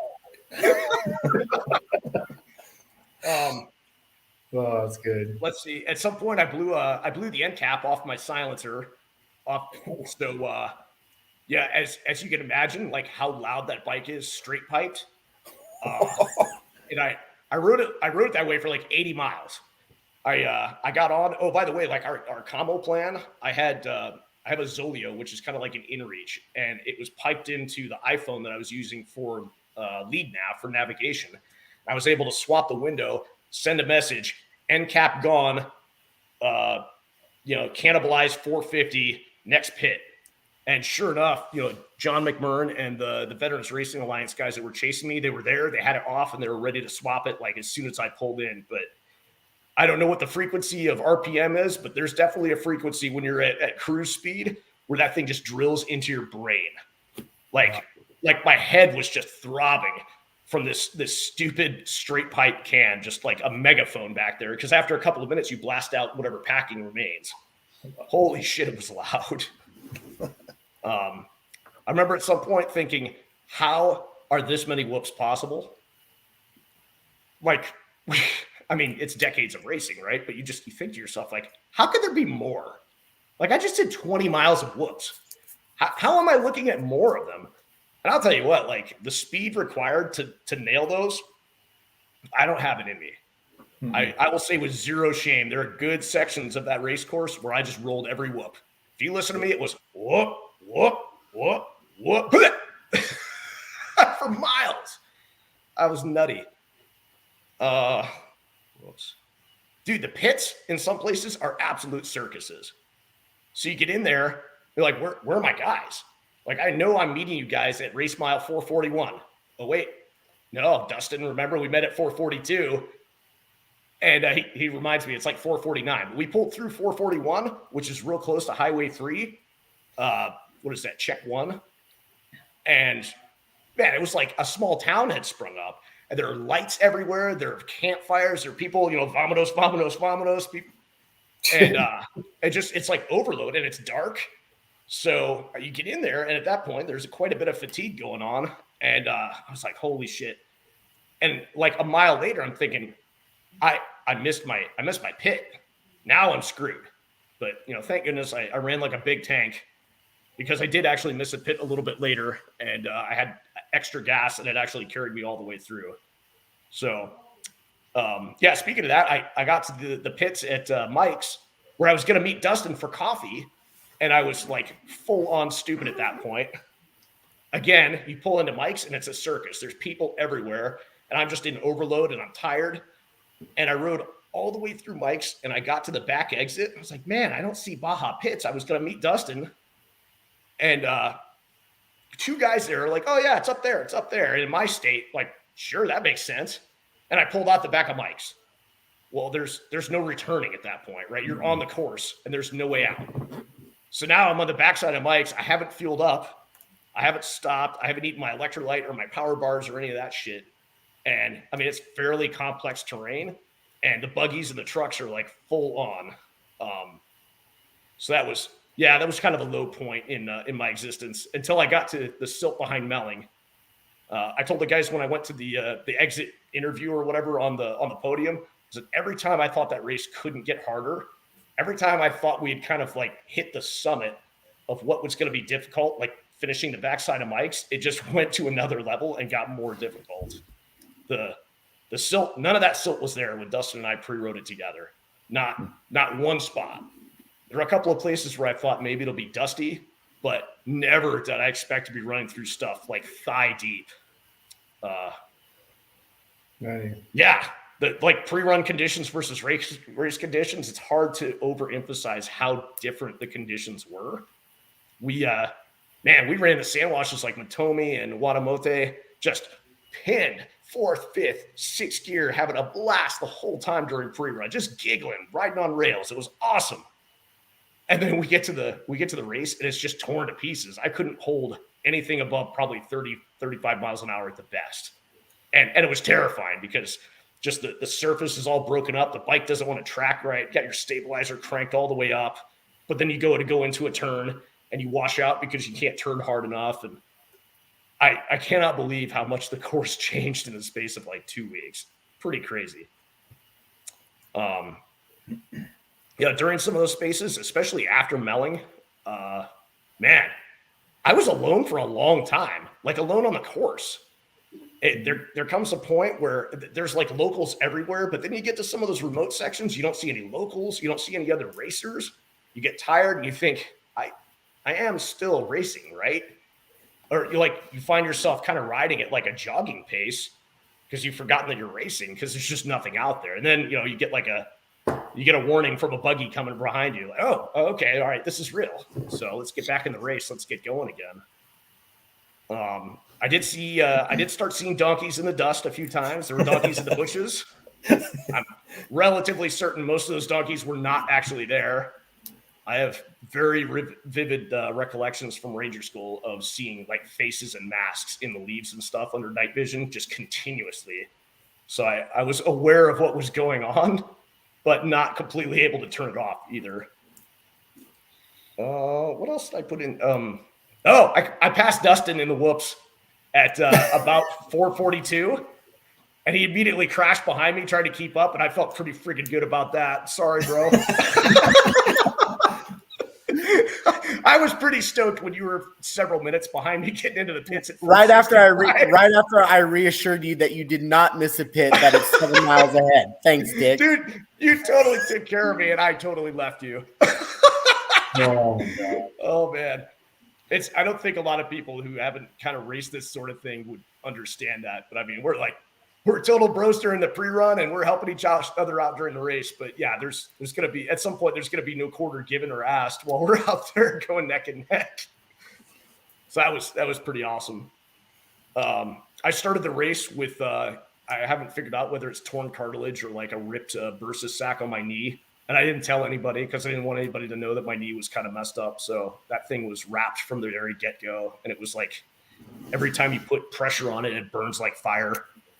I'm still waiting for the doctors to tell me what that is. All they could do is tell me that it's not broken. Thanks, guys. Appreciate it. Let's see. Darren talked about the bacon and leftover meat. I had the best breakfast burrito ever in Valle de Trinidad. I was like, oh my God, heavenly. Because I ate nothing but precision hydration and fuel, electrolyte, and their gel goo packs, like it's a 30-gram carb pack. And then I also had 30-gram carb packs with 100 milligrams of caffeine in them. And then I ate Hammer Nutrition bars. Like Dustin had me try one while we were on pre-run, and they were awesome. So Hammer Nutrition was like key. I put like peanut butter and honey sandwiches in some of my pit packs. Okay, well, lesson learned, when it's really cold, those are super difficult to eat quickly. So that was kind of pointless. There was some muscle milk in a few of them. I would say if you do this, put a couple of surprises, just mix them up into your pit packs so you can have Christmas at pit 17 or whatever it is, where you're like, oh my God, there's a burrito in here. This is great. My nutrition honestly was really good. I felt good almost the whole time, unless I deviated from it. Like pit 4 didn't have my pack. I missed the pit at Mike's. There are a couple of places where unless you have like ruthless discipline to maintain your hydration and your fuel for your body, you're going to go through a couple of spaces where you kind of run out of energy and you start feeling sorry for yourself. I only cramped once, or twice. That was when I missed the pit once. And then once was at like race mile 700, and I started having like hamstring cramps, and it really just came down to me not hydrating enough. And because I blew off my catheter, I'm like, man, I don't want to drink as much. I must have spent 15 minutes on the side of the course pissing. I know Dustin caught me at least twice. So you go back and look at that. You're like, over the course of 830 miles, however many times I got off the bike and expended the energy to stand there and take a leak. And then you tell yourself, I'm going to wait until I get passed by a trophy truck because I'm going to pull off in the dust and wait anyway. And then none of them come. Now, where are you guys? Come on. A lot of moments like that. Let's see. Oh, somebody told me afterwards that they heard me cheering as I blasted past them on the course. I thought that was the coolest thing ever. I made a point kind of in my exit interview to say, hey, the coolest thing about this is the locals. Man, they are all in. Those dudes are invested. And I feel kind of weird about it, right? Like you're like some sort of crazy rock star. Like they want to talk to you. They want to take pictures with you. I'm like, dude, I'm just some schmuck from Tacoma. But to them, you're a rock star. It's amazing. They're totally in. Yeah. So one of them actually told me he heard me cheering as I blasted through one of the turns in front of their little camp. And I was like, hell yeah, dude. Because if you guys are going to come out for the show, I'm going to put a show on anytime I can. if my wheelies suck and they're trash, but I tell you what, I'm going to ride a wheelie and I'm going to smash that berm and I'm going to cheer the whole way if you're standing there going vamonos, vamonos, vamonos. So that felt pretty awesome to know that those guys actually heard me.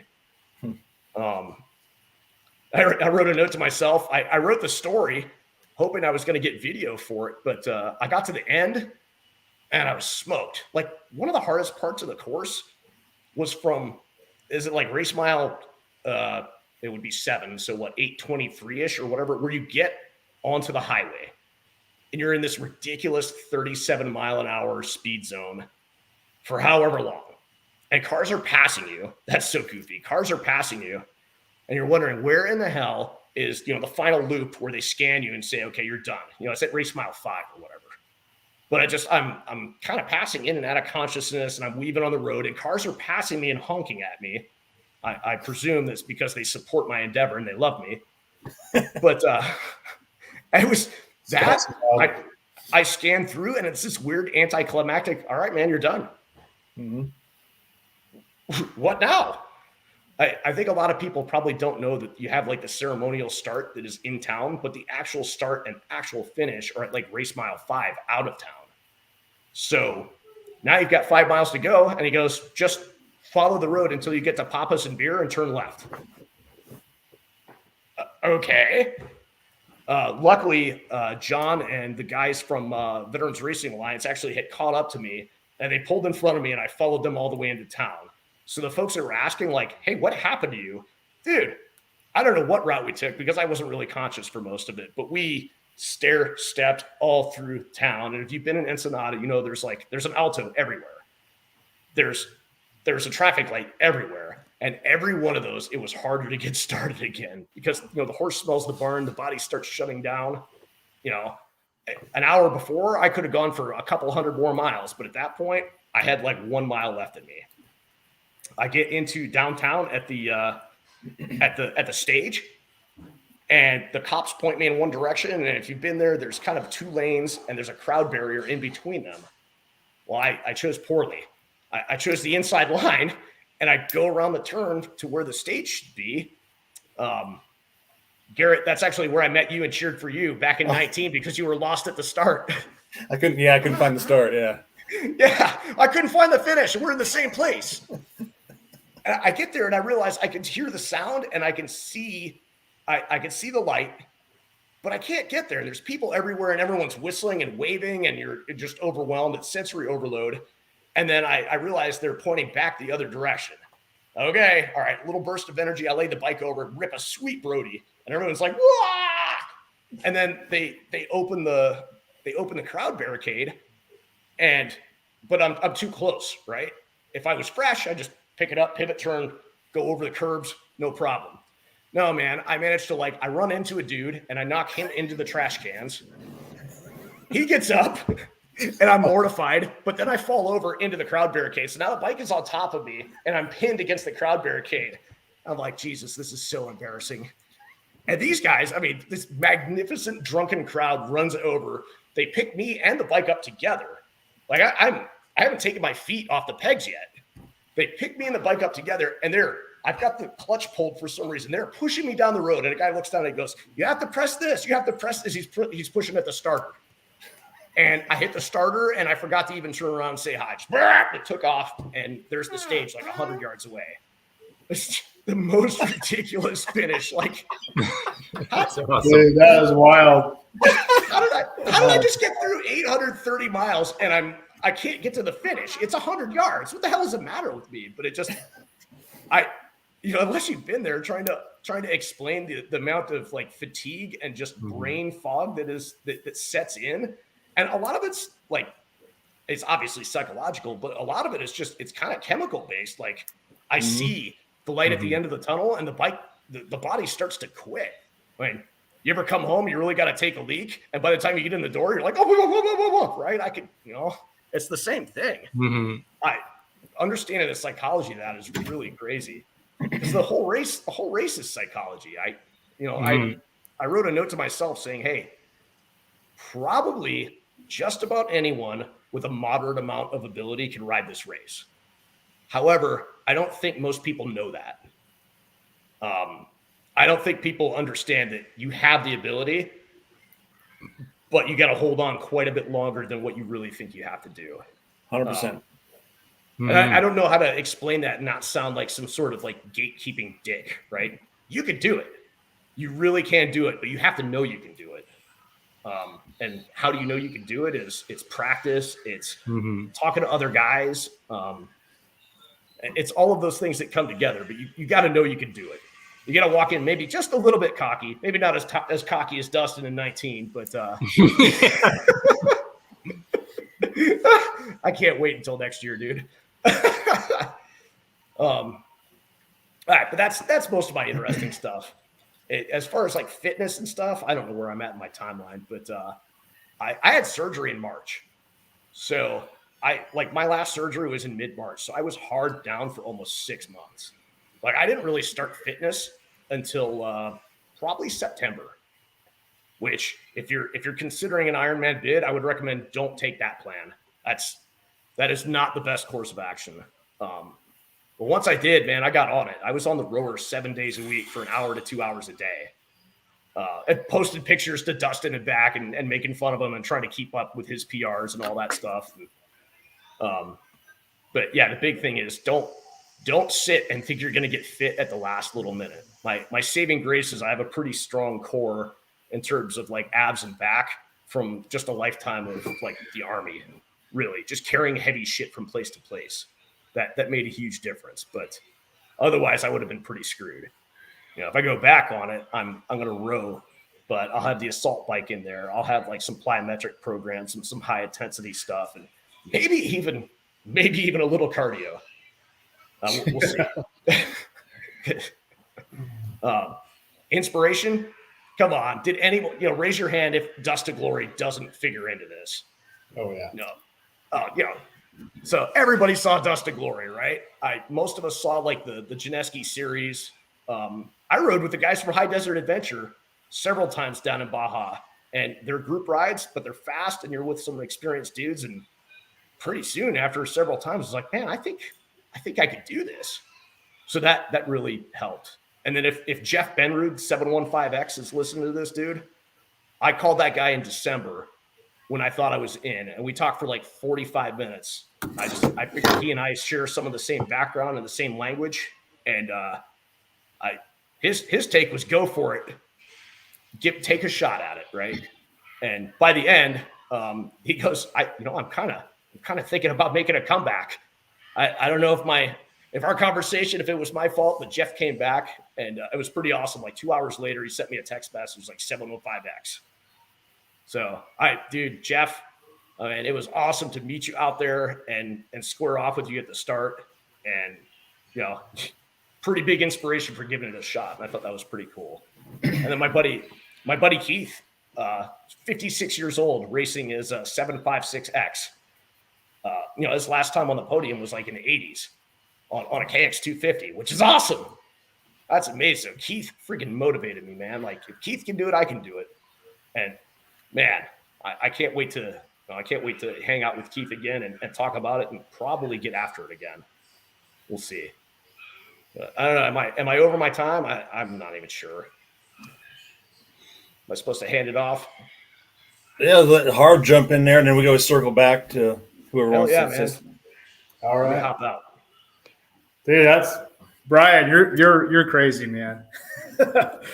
Yeah, that's some good stuff there. Hey, well, that's I don't even know where to start. Training, you guys, we all have. Everybody's different, man.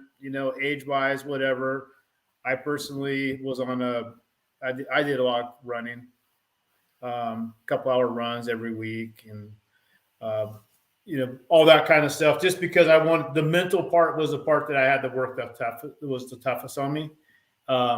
Just because, Dustin, you kind of lighted on it. Your 80% of your thoughts are negative. Try being, a little bit older and knowing, hey, you don't have a very good chance of making it. And you could actually lose this race before you even start, just in your mind. So anyways, moving forward, I was like you guys, we all did this thing, and I just told myself I'm not going to quit. And I had a code word, and I would say the code word, and I would go task on hand. And dude, I'd never lost focus the whole entire race. Didn't that fucking little arrow on my GPS is the thing that just drove me nuts. I had nightmares of that thing for like a month after the race. But yeah, the training, I trained quite a bit.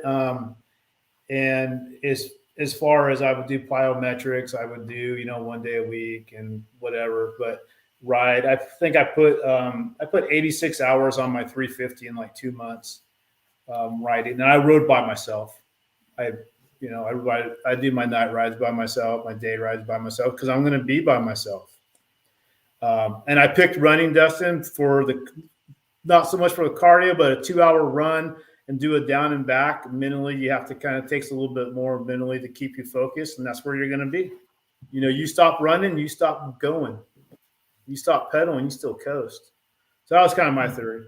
So everybody's different, but what happened? Yeah, I watched. We had a team. We were going to race a team, and happened on a Thanksgiving time, and COVID hit, and we got into about June, July, and I was like, "Hey, man, we're gonna have to pull the plug. Nobody can do it, blah blah blah."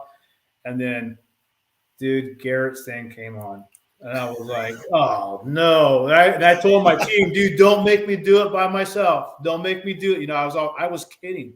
I was kidding. There was no intention, but there was always that little bit of, hey, you might do this. And well, yeah. So anyways, the team broke up, and it was about August, I think he did that maybe. And I went back to my phone, and it was September, I think 19th. I texted Garrett, and he called me, and that's the rest was history, man. And it was just like, dude. Yeah, and it was a whirlwind. So, going back on do's and don'ts, I would not recommend. It's totally possible. I would not recommend deciding to do it like within 3 months of the race. It's possible, but then again, so I had too many things lined up in my life. I had the bike, the time off work, and somebody randomly came and bought some stuff out for a car for me. I had the entry fee, and I was like, you know what? Like we say, man, you got one lap.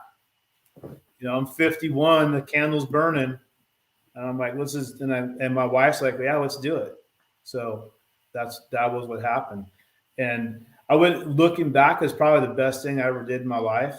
The experience. I mean, dude, the Baja stories are fucking badass. I love it.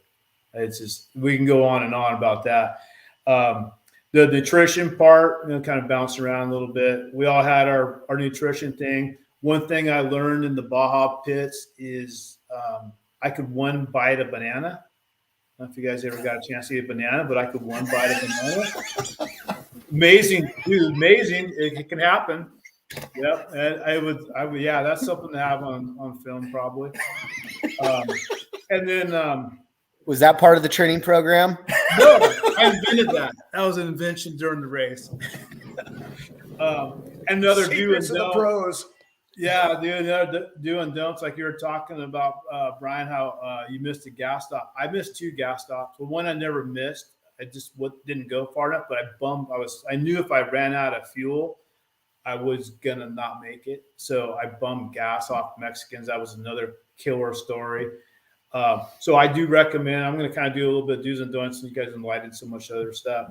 I would definitely make sure I had a fuel tank that I knew I can make it 2 gas stops, because I probably burned, and you know what? It's time. You're against time. We all have the same amount of time, but we got to get there. And yeah, I probably burned over an hour trying to get gas when I could have just throttled on and been fine. So yeah, and we go back to, I got a little note trying to keep track of you guys here. Bike setup. I mean, we can Google that. Yeah, 501 Husky, almost bone stock. Going into the time lapse. Yeah, I wish I would have had, like Paul learned. The anything for your hands, man. That was the killer. But yeah, bike setup. Just get the thing so it works for you. There's so much stuff on how to do that. Mike from Takamota that you dialed in. Probably the probably a game changer for me for sure was when I crashed at mile, like, I don't know, it was before mile 400, and I compound my wrist, shoved my wrist together, and for some reason the cartridge and it had a fracture. I lost use of my throttle wrist. So from about mile 370 on, I kind of had to use my shoulder for my throttle. So that was, and then again, you know, that was not like, oh, dude, I'm jacked. My mindset was, okay, I just have another obstacle to overcome. And there was never a doubt I wasn't going to make it because I still had an arm on that side of my throttle. So we just kind of left it there, and I would use the clutch and stuff. But that that really started to wear on me towards the end of the race, and going into some of the silt beds and stuff, I couldn't turn. No, I noticed if I went fast, you didn't have to turn that much. The slower I went, then it was like you were talking, Brian. Well, you've seen how many times I crashed, Garrett, when you caught me. When you came back and saved my life when my GPS went out. That was another do's and don'ts. Have 2 GPSs like you guys talked about. Bonus. When I was leading you in, Harv, I don't know how many miles I ended up riding with you, but yeah, a couple times I had to come back and you were pretty upside down and thinking your bike was up in a tree, and I'd had to. No, dude, my bike was up in a tree. That was not a spaceship. My bike was up in a tree. I remember having to, you were all hung up in a ditch, and I just had to get you propped up and got you back on the bike and had to push you, get you going up the hill. Come on, Harv, and wait for me at the top. Well, yeah, that happened over and over. So, the whole, if some people had questions on night riding, I personally didn't think it was a big deal. Just got to practice it and just go a little bit slower. I think make sure you have a light on you. So when you do those crashes where you think your bike's up in a tree, you can, look and make sure it's not there. Just different things like that for sure. It's just some of the stuff we have a report on, but night racing, cold, and I didn't really get that cold. I was lucky. I lost my jacket and had some Mexicans at San Felipe. I got hot. Took my jacket off, got wrapped around my sprockets. We're in the whoops. Everybody knows the whoops. And next thing I know, here comes this Toyota truck. And I'm like, are they going to rob me? Are they going to take my bike? And I'm standing there. And like Garrett, like you said, everything becomes a big deal when you're smoked. When your brain's all and you can't use your hands, and I'm looking at my jacket, and these Mexicans just wanted to help. I can't speak, and they helped me, and they're standing around, and look at them, and the only English they knew was the guy pops out a can and goes, "Bud Light," and I was like, "You gotta be kidding me, man!" So yeah, I hit the Bud Light. So yeah, there's Baja stores. Yeah, si, senor. Yeah, so. Oh, I guess there was a question about Recluse. I'm a fan of Recluse. I didn't have one on my bike. I think when I was going up that's the other thing, you guys. I don't know anything about Baja. I haven't been down there in 25 years. I never did I did a pre-run one night and crashed, and I gave it up. So I kind of did a lot of different things that you shouldn't do, and do's and don'ts. Going back to that, pre-run. Maybe be familiar with Baja. I had to use a roll chart from the enduro days, and I wrote down if I crashed at mile, so and so. At least I'd know what town I was by, because I had no idea. So that was one of my do's and don'ts on that deal. But that's actually a really good idea, dude. I swear by it. I mean, it helped me because. Going back to these little things that you catch, I basically, when I trained from I would ride 50 miles at a time, and I took the race 50 miles at a time. And I looked at my roll chart, and if it said, gas stop at 754, I was looking for 754 at 700, and then I would roll her over.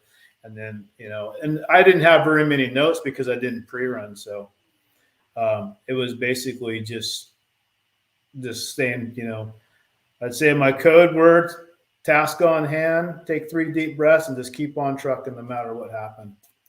So, but yeah, the game changer for me was my wrist getting jacked up and taking its toll on my body. So, moral story is you can do it without crashing. But it seemed like, and Brian, I know you're talking about crashing. I mean, it seemed like I would make it 100 yards and crash and do that for miles and miles and miles and miles. And so it is what it is. But it's your guys' legacy, man. It's and you guys have done this, and it's something that you're going to, like Garret and I were talking, this is a legacy you're going to be able to pass on to your family and kids and grandkids and stuff. So it's pretty awesome. So I'm open for you guys to go back in the discussions here. So I'm back. Hey guys. So my laptop froze. It glitched up at like 30 minutes, and then I rebooted everything. And I've just been lurking. So I've been minimized, allowing you guys to fill the screen. So all 6 of you guys were on there.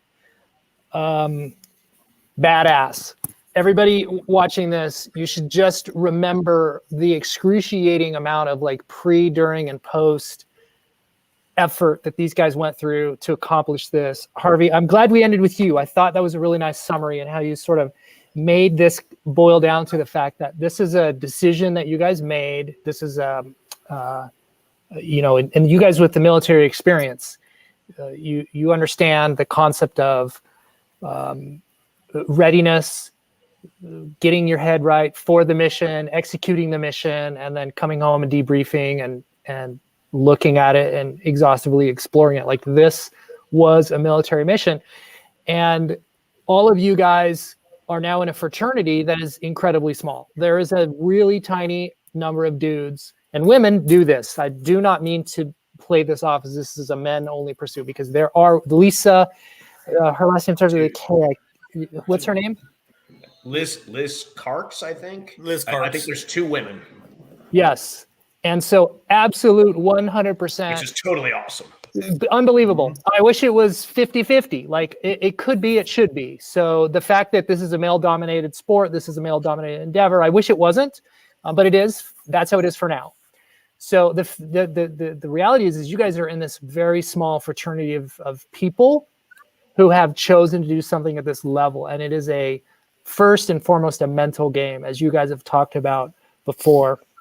And I was glad to be minimized because I don't stand amongst I'm not a peer of yours. You guys stand in a class all your own. Your peers to each other. I have no business being on screen with you guys. But let me kind of, we'll wrap this up, and I will read through a couple of the questions that maybe I think would be worth hitting again and getting like a quick roundtable fire. You guys can shotgun your answers. And then some questions have come through in the chats, and then a few that I thought of that I've been asked before, and we'll wrap it up there.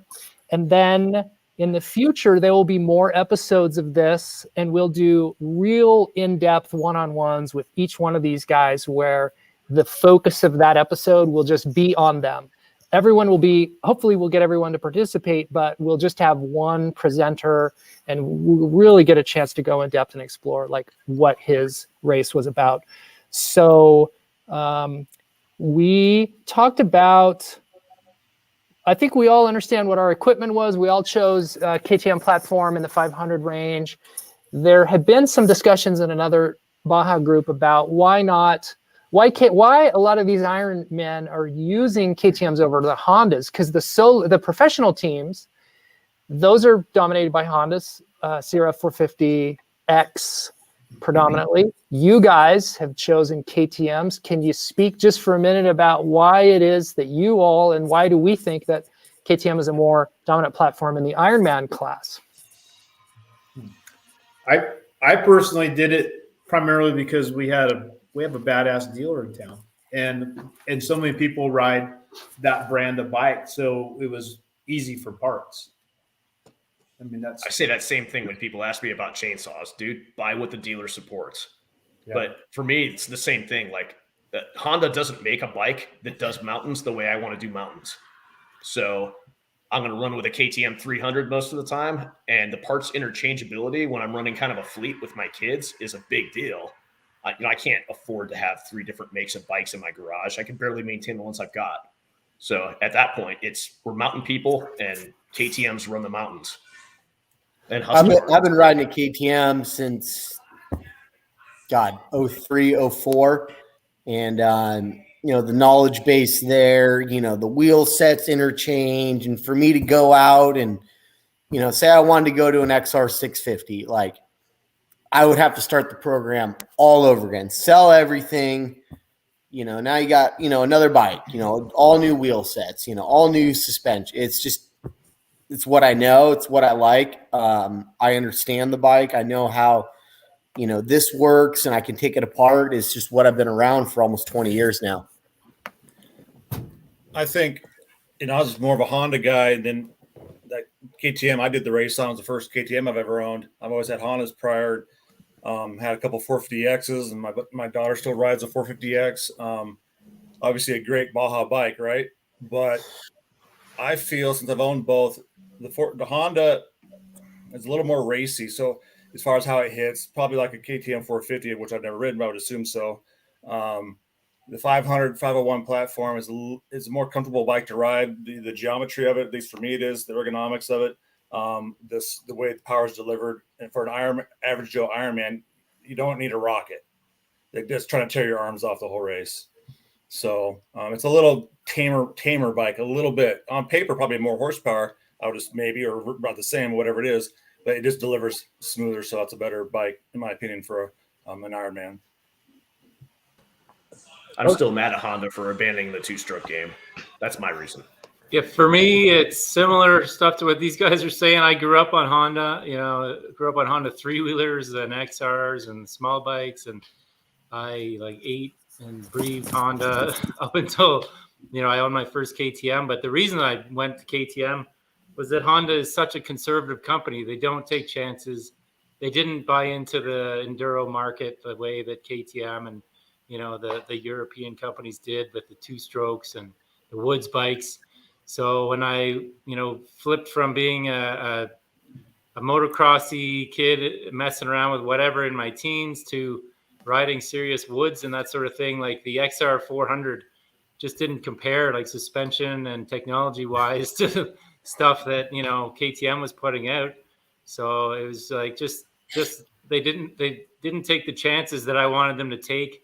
And KTM was taking those chances. So I flipped over early, and once I did, like these guys are saying, there's no going back. Yeah, and I've been on Huskies forever. Every brand of Husky you can think of, Kajivas, BMWs to the KTM ones now. But so what was in the garage had tons of spare parts for the 17 to 19 era Huskies. So that just made it simple for me. A lot of you guys are antisocial, I think, because you didn't choose to go with a team. You run this program solo. And my theory is that a lot of us guys who are out riding enduro and pushing ourselves and challenging ourselves to that level, we're riding these KTM bikes. I think we're riding 500s because I think they're the best platform for that. And so when you guys decide to do a race like this and go all in, that's kind of the bike that you're already on and used to. And it does make sense to me why it's the KTM platform is overrepresented in the Ironman group, and then maybe less so in the professional level groups. Okay, so let's move on. Because you guys are antisocial and you did this race the way you did it, how did you put your team together?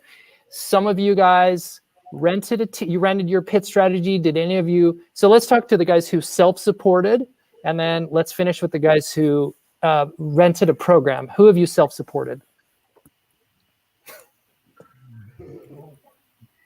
Yeah, Paul. Paul, would you totally self-support, no pits? Well, let's be clear. So not self-support, but you tell your story, but like generated your own pit team as opposed to hiring a pit process, a pit strategy. I mean, there's a couple ways to look at it. Like I don't know how anyone could do it without hiring like Baja Pits or Mag 7. So that's what I used. And then the rest was just, I was lucky to have another team racing down there and people in the local club that wanted to drive down. So everyone who helped me drove down on their own dime, which was huge to help out. So it's good to have friends in this business, because otherwise, like paying for full team support, I would never be able to afford it to where you have people with all your parts every 200 miles. Just I don't know how people could pay a team to do all of that. It'd be really pricey. So I hired Monkey Business Workshop in 19. I paid a premium for them, considerably more than Baja Pits. I was getting race gas, T4 the whole race, so that wasn't too bad. But the benefit with them is they would only support, at the time it was 17 and newer KTMs, and they were only willing to take on like 2, maybe 3 guys in 19. But if I needed a part, it was there in the pits. I need a whole front brake assembly, it's there. You need a fuel tank with the fuel pump already installed because you're not running that Takamoto 3,000 hour one. It's there. You're going to pay for it, but it's going to be there.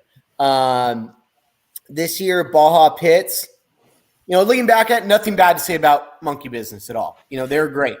I always augment with my own guys for the nutrition, the moral support, the stuff that I can't get from Monkey Business or even Baja Pits, my medication or whatever I may need. Baja Pits is, for the price, you can't beat them. They're there.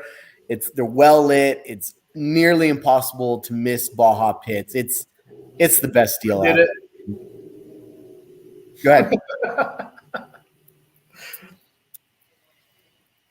I was just saying I miss Baja Pits. Dude. Okay. No idea how.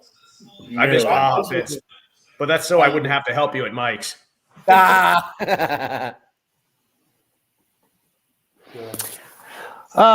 Okay, so it sounds like you had a blend. Everybody had a blend then of hired pits as well as you had some of your own staffing. Mm-hmm. That's kind of my situation too, but because I live, 3,000 miles away, it's a lot harder to get a crew of my own guys down there to do it. So I supplemented with JC from Baja Powerhouse there and his team, and it worked out really, really well. It was just JC driving, but a couple of my buddies in the van with him, kind of thing, as well as my bike. So, and there was a few times where JC's knowledge of the peninsula, being a local, really came in handy. When I had to drive to, part of the course was like zipping way off to Bay of LA, where you can't get pit support, back there in time and blah, blah, blah. So he just called a guy that he knows and, his house, his wife, and they were there waiting for me. His garage became my pit, and they had food for me and everything. So it was great. It worked out really fantastic. And I did Baja Pits for gas. But it worked out really well, and it wasn't super expensive or anything. Okay. If you guys were able to do everything again, would you make any changes? Do you have any advice for anybody looking at this component? I think Baja Pits is the easiest possible way to go for a baseline level of support, and then you augment on top of that. Figure $1 a mile. Okay. Moving on. Hey, Mike, can I hit one thing real quick? Please do, dude. You mentioned it, but using locals, holy cow! I would reach out to guys like Stefan Caputo from Condor Baja Tours over there in San Felipe, and then JC at Baja Powerhouse. I'll bet you Danny from Night Rider would take care of you, and so would Pancho at Diaspora Tours, Pancho Alonso. Yeah, Diaspora Tours, right? Pancho Alonso. Those are the guys I'd reach out to if I wanted to assemble a team quick from 3,000 miles away, because they're going to have that local knowledge, right? I can't be there, but I can call Jesus, who lives down there with his wife, and he'll be standing there with a gas can or whatever it is, right? So if I had to assemble a crew and I had nowhere to start, I would reach out to one of those locals, and they are going to make it happen. And it's going to be awesome too. It's going to be a great experience. You go down there for pre-run, you're probably going to stay at their house. You're going to hang out together, and you're going to see a side of Baja. Like, racing is one thing. You don't see a lot of Baja racing. You just see like that soda straw. You know, the pre-run and the experiences on the front and the back of the race are where you learn what Baja is. And that's a great way to do it.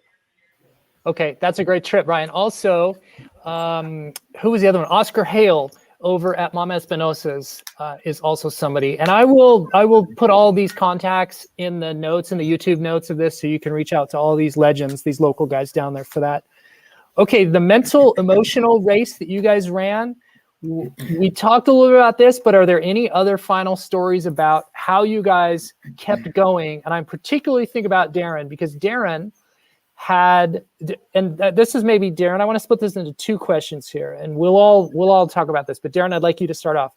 So how many hours were you awake by the time you finished the race and were able to get a shower and food and find a bed and to actually get some sleep?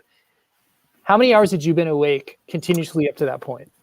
It was 60 something, kind of loose math, because, you know, at the time my mind was kind of scrambled, but I did not get enough sleep before the race.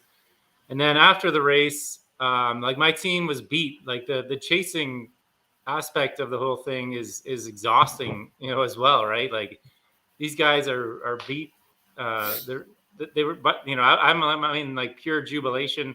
I made the finish line. I'm in time. Yeah, I'm hallucinating and stuff, but I wanted to sit up and drink a bunch of Bud Lights or Tecates or whatever I could find. And these guys just wanted to go to bed kind of thing, right?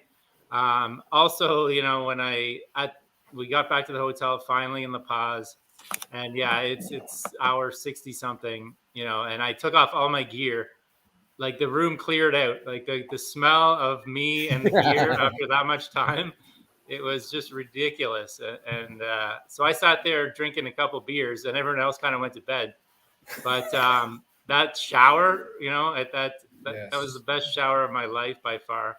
I think I had a beer in the shower, you know, and there's raw parts that were kind of stinging, you know, in the shower as well. But it's a mix of just that silt coming out of your hair and everything, and the beer and it was amazing. You know, it was amazing. And then I took my medal and I went to bed with the medal, you know, and I only slept like 6-7 hours, and that was it. Yeah.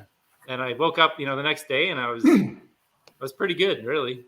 Like I wasn't too, you know, exhausted. I was fully functional after just a short sleep. And yeah, I think that answers your question. Okay, so 60 something hours, yeah. 60 something hours, and then 53 hours on the bike? On the bike, I was 45 and a half hours. 50 was the limit. And I got some time added for missing a couple virtual checkpoints and not being able to maintain 37 miles per hour. Like I was hearing Brian talk, I had some of my hardest times trying to stay at 37 miles per hour going down the highway. I would get out of the hardest riding you've ever done, where I completely survived and did well. And then you're on this level ground trying to go slow. And I was veering all over the place. And like some of it was in like switchback mountain, you know, roads. And it was some of the hardest stuff, was trying to do 37 miles per hour for me. And I'd end up, you know, I wish I had a cruise control, which I know some guys do. Because I was up and down, and I got some speeding infractions from that, and I ended up with 45 minutes penalty. So I was 46 and 15 minutes, I think, was my final time riding.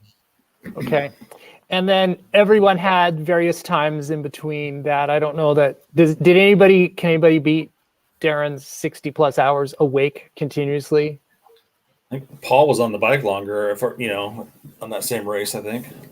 I was on the bike for like 51 hours or 52 hours, and by the time I got to the house, I drank about 3 sips of a Tecate, and I was out on the couch like instantly. I was pretty tired, but that was a killer race, Darren. Man, like I know what you went through. That was a lot. 1,228 miles is a lot of miles.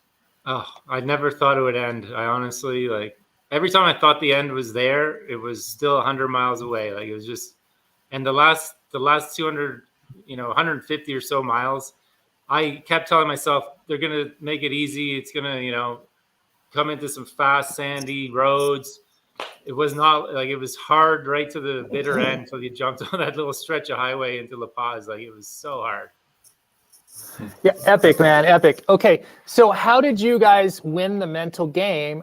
If your mom was there, she would yank the spark plug out of your bike. Your doctor would tell you to stop. Like, all good sense. Even yourself in like a irrational moment would have told yourself to stop. Why didn't you? How did you keep going? How did you win that mental game? I convinced myself early on that the only way I would quit is if the bike died. And when the bike died at race mile 555, I was like, hallelujah. And then after about 2 minutes of kind of staring and wondering whether I was going to start a fire, preferably not with the bike, I went into troubleshooting mode, and I looked, and okay, that brand new filter is completely choked with silt. And okay, we went into recovery mode there and ripped the filter out, dropped a bunch of dirt into the airbox. That was awesome. Great job, dude. And beat a bunch of dirt out of that filter, and was able to. I didn't have enough grease to reseal it.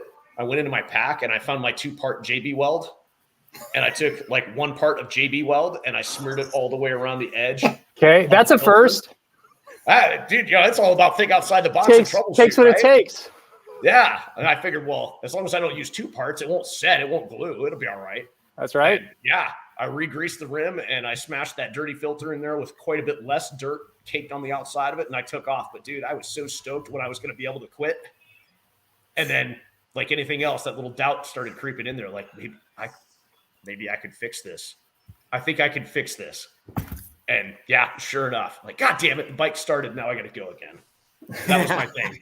I will not quit unless I'm so like decisively broken that I can no longer hold the throttle, or the bike just won't go.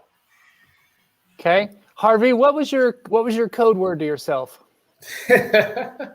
My code word was "Sweet Jesus," and so my wife always says it, and so you guys have all listened to David Goggins and stuff, and so I had a code word, and I know, like, in the tense moment you have a tendency to not breathe, so I came up with this system, this scenario, whatever the hell you want to call it, that I would get in those situations. I would say "Sweet Jesus," and I would take 3 deep breaths, and I would go task on hand. And I probably said that about 2 million times during the 1,000. But I mean, like you saw there's a video. I was at Matomi Wash, and I let a trophy truck by, and I stopped, and the sand was so deep, I fell over, got back on my bike. I was so tired, fell over, got back on my bike, did it 3 times. And I was just like, and anybody in their right state of mind would have been like, dude, you're only at mile 500 or what? I don't even know if it's 400. You're not even halfway in the race, and you can't even hold your bike up. And there was not even a doubt I was going to quit. I was just like, I looked on my roll chart. I had another 12, 15 miles to go, and I'm like, I got this. So that's how I did it. And I don't think I ever not stayed focused. And there was never a doubt. Like I said, even when I hurt my wrist, I just held the throttle like halfway and used the clutch. And there was some really weird shit that happened doing that, but that was my technique. So it worked. So. Sweet. Anybody else? You gotta have. Go ahead. Well, I'm just gonna say, I basically same thing. Like, your mindset is like never say die, but like I told my team, prepare a speech for when I grab this thing and I grab it by the throat and I have a knife to its neck, and I'm gonna end it. You have to talk me off the ledge. So I said to everybody, on my team, prepare something that's going to bring me back. But like that never came. If anything, like they were more exhausted than me in a lot of instances. And, you don't know where your limit is, or you don't know how you're going to act in these situations, but I never really considered tapping out. And, I shocked myself, like, that I didn't want to, but, you just don't know how you're going to act right beforehand. And only in the end can you look back and it's interesting just, looking back at having those conversations with my team before the race. But I just same thing, and I also like little voices like Harvy and Garret, who you talked to before the race. They have their little tricks, and I took Harvy's little keywords in. Other friends of mine that did Romaniacs and other big like sort of world stage events. Fellow Canadian did Dakar. They had their little hints and tricks. So I'd have them in my ear, with the little bits of advice that they told me, like just go to one more gas stop, that sort of thing. When you feel you're going to quit, just go to the one more gas stop. And those little voices and those little bits of advice just sort of got me to the end. Nice. Go to the next pit. 19 little races. Yep. Just get to the next one. It's all that's Stop. the only thing you're worried about. Don't worry about, the 300-400 miles left. Just get to the next one. Everything else will work out. Then It's just not get to the 800 or next one. 1,300 miles. It's the next Yep. pit. Then the next one. That's a bite big enough that you can chew it. The whole thing, Yep. if you look at it as a whole, no way. Yeah. Garret, did you have anything you wanted to throw in there? It seemed like you had something to say. Yeah, no, I agree with the small bites. I would get discouraged throughout the race as you're looking at it going, okay, I'm doing the math. I'm like, holy crap, I got 400 more to go, whatever. It's little bites, like we've always said. It's race at pit to pit.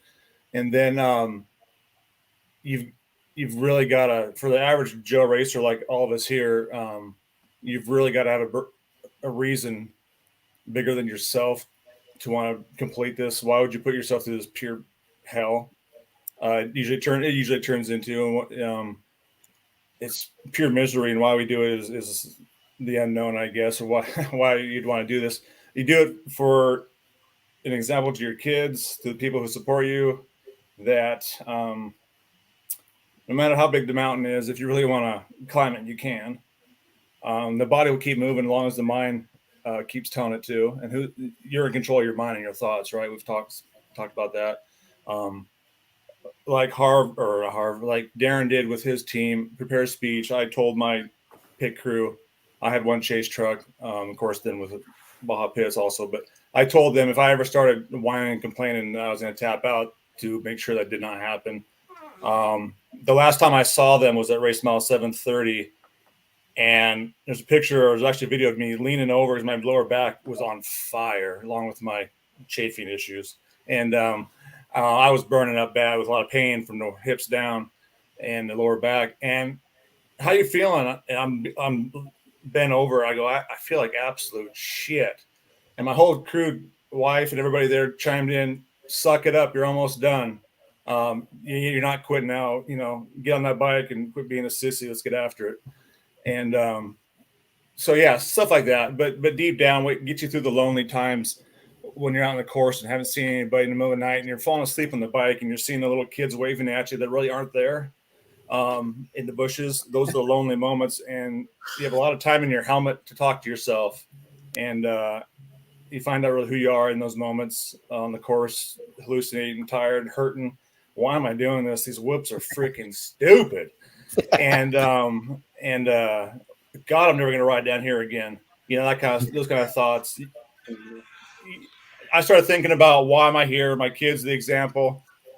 People in my family have done way harsher things and suffered through more, and I'm just doing this for a fun thing. So that kind of stuff is what gets you through. You have to have more than just doing it for yourself. Most guys wouldn't make it just because they want to go do it. Epic. Unbelievable. Paul, take us out on that one. Yeah, same deal. Echo with what all you were saying. Like, you just can't quit, and like, no matter what, no matter how painful it is, or how tired you are, or how cold it is, like, just keep going. Like, my good buddy Rick said one time, like, the weather is to be celebrated or ignored. Like, the weather's the weather. If it's cold, it's cold. If it's hot, it's hot. Like, you either celebrate it or ignore it. And like, I decided to ignore that stuff this whole race. and just keep charging forward. Definitely thinking a lot about my wife when I was out there racing. She is a huge help for me. And knowing that I was going to see her toward the end of the night section, the full on night was something to look forward to. And sure as heck, when I got there, the sun was starting to come up, and that was only the second time I'd stopped the whole race. I stopped for 5 minutes and got in the truck to warm up. And other than a full service, I rolled the whole time, never stopped. And just having those little moments of happiness staged out throughout the race is huge, and keep moving forward. And kind of the speech I had for my crew, I told them, I was like, if I pull in, I'm starting to complain, just look me dead in the eyes and say, don't be a pussy about it, and keep going. And I was serious when I said that, because you got to be pretty tough to do this, and you can't go into it with a quitter's mindset or be a wussy. Like, you got to step up, and when it's time to go, you got to get going. So just being positive and keep rolling. I think Paul has a really good theme there. Like, everyone races alone, but nobody races alone, right? Like, at some point you might start giving in, and then you've got the chase guys saying, hey, don't be a puss, you've got this. You've got like a lifetime to second guess yourself after this, so stay on it. Wait for daylight to make a decision.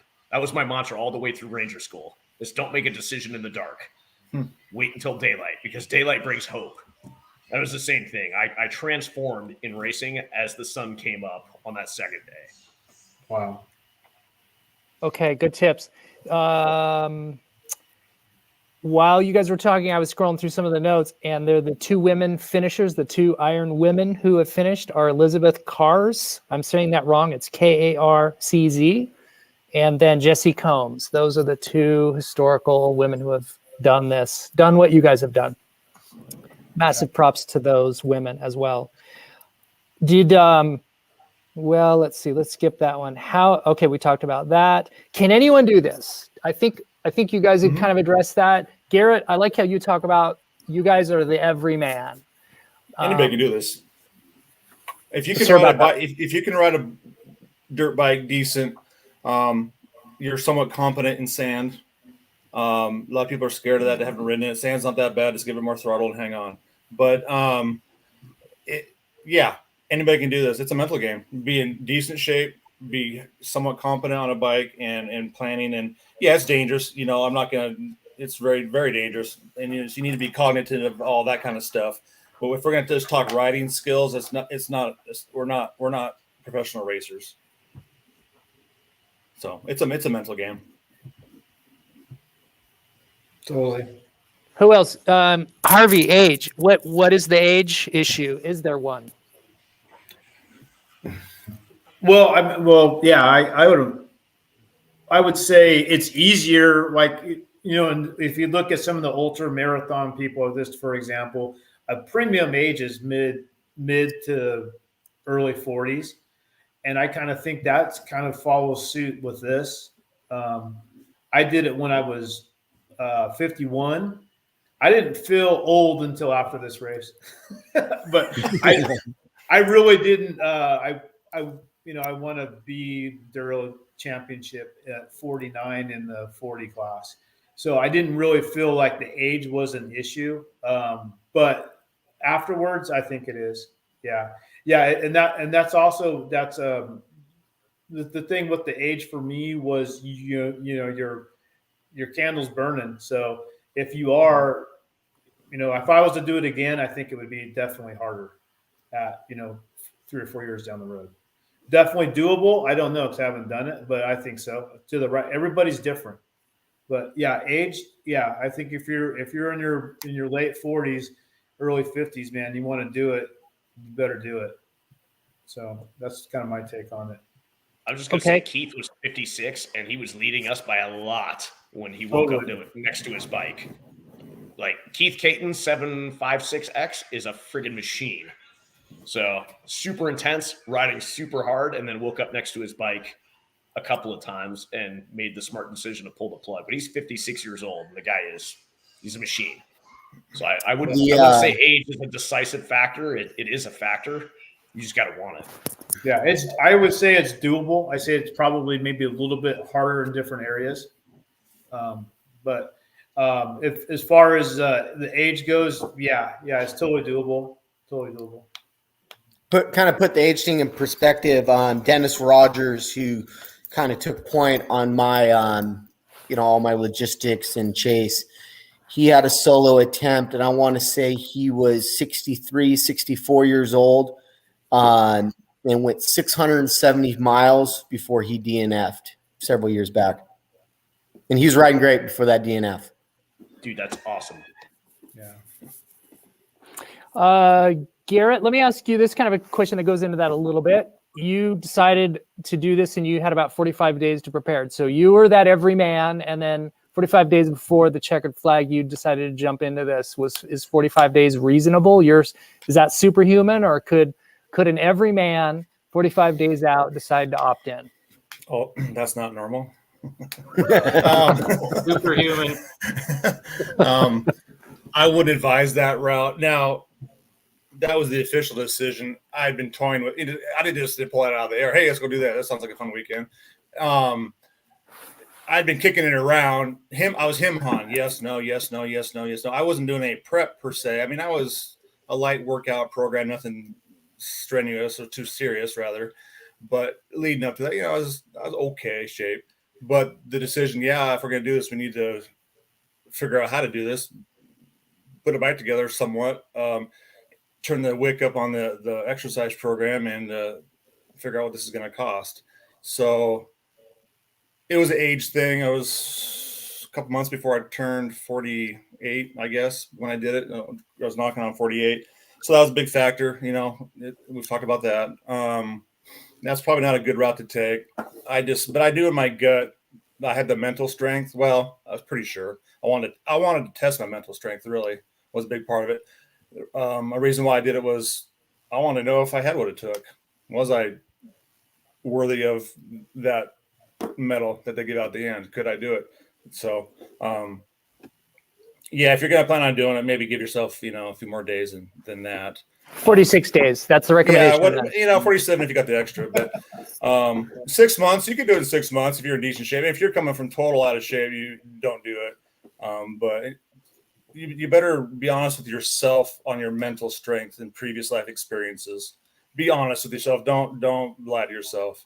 You got to know your background, and this is not just all fun and games out there. It can be life and death, as we all know. You got to have some pretty good common sense in your head about what's going on around you. So don't just think you can hop off the couch. And if you don't have much experience in tricky life situations, I wouldn't advise it. I think it's worth saying that experience is kind of the equalizer there. If you're going to make the late decision, you better be a fairly good rider and probably have a level of fitness already. Yeah.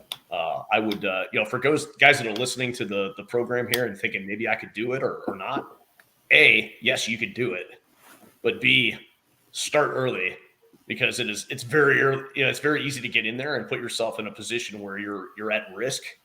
Like, let's not sugarcoat it. Like we had a guy killed in pre-run. Ben Binkley, who is an experienced rider, great dude from all accounts, man. I really wish I'd met that guy because everything I hear about him is he was like a total bro, like a total rider, the kind of guy that all of us want to hang with. And pre-run got him.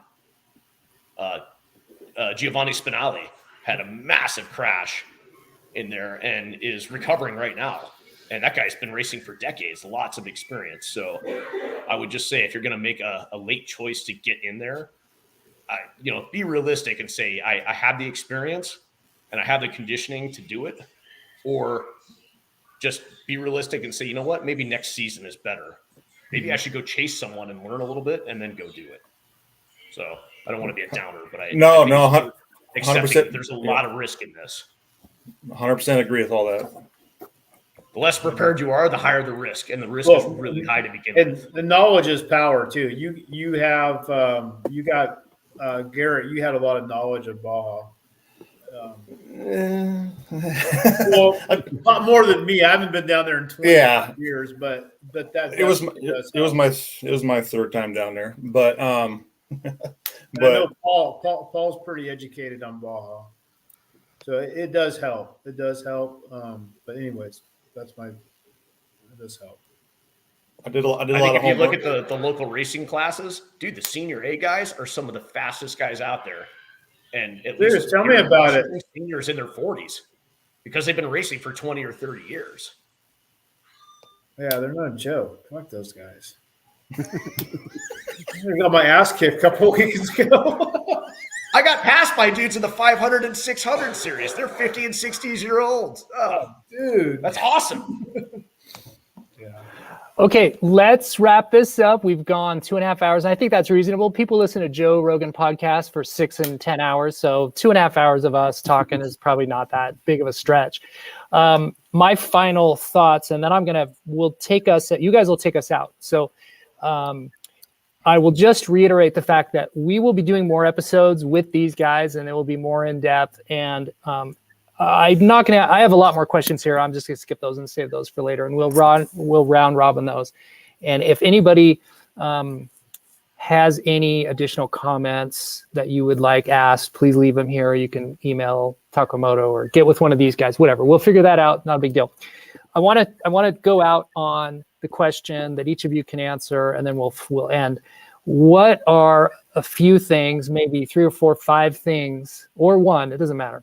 What have you learned about yourself that you never would have realized you were capable of, or was inside of you, or you rediscovered who you were as a person based on your experience of doing this? And were you surprised? Did you realize that about yourself? So anybody can take it, and we'll just go in order until we finish. I think one of the things that I've learned about myself, 2 solo attempts now at the 1,000, is I really seek out being in difficult situations, in shitty situations. And I think I thrive in those situations when it's cold and you start to get that pouty face and you feel bad for yourself. You have a quick decision in your mind you can make. And for me, I love turning that switch off where I can just be pouty, and then you just harden up and you just go get it. So that's something I've really learned. And it's like a drug. There's that moment where you can turn it on or turn it off, be strong or be weak. And I like when that switch comes because it's like I get that extra little endorphin release. That's addictive,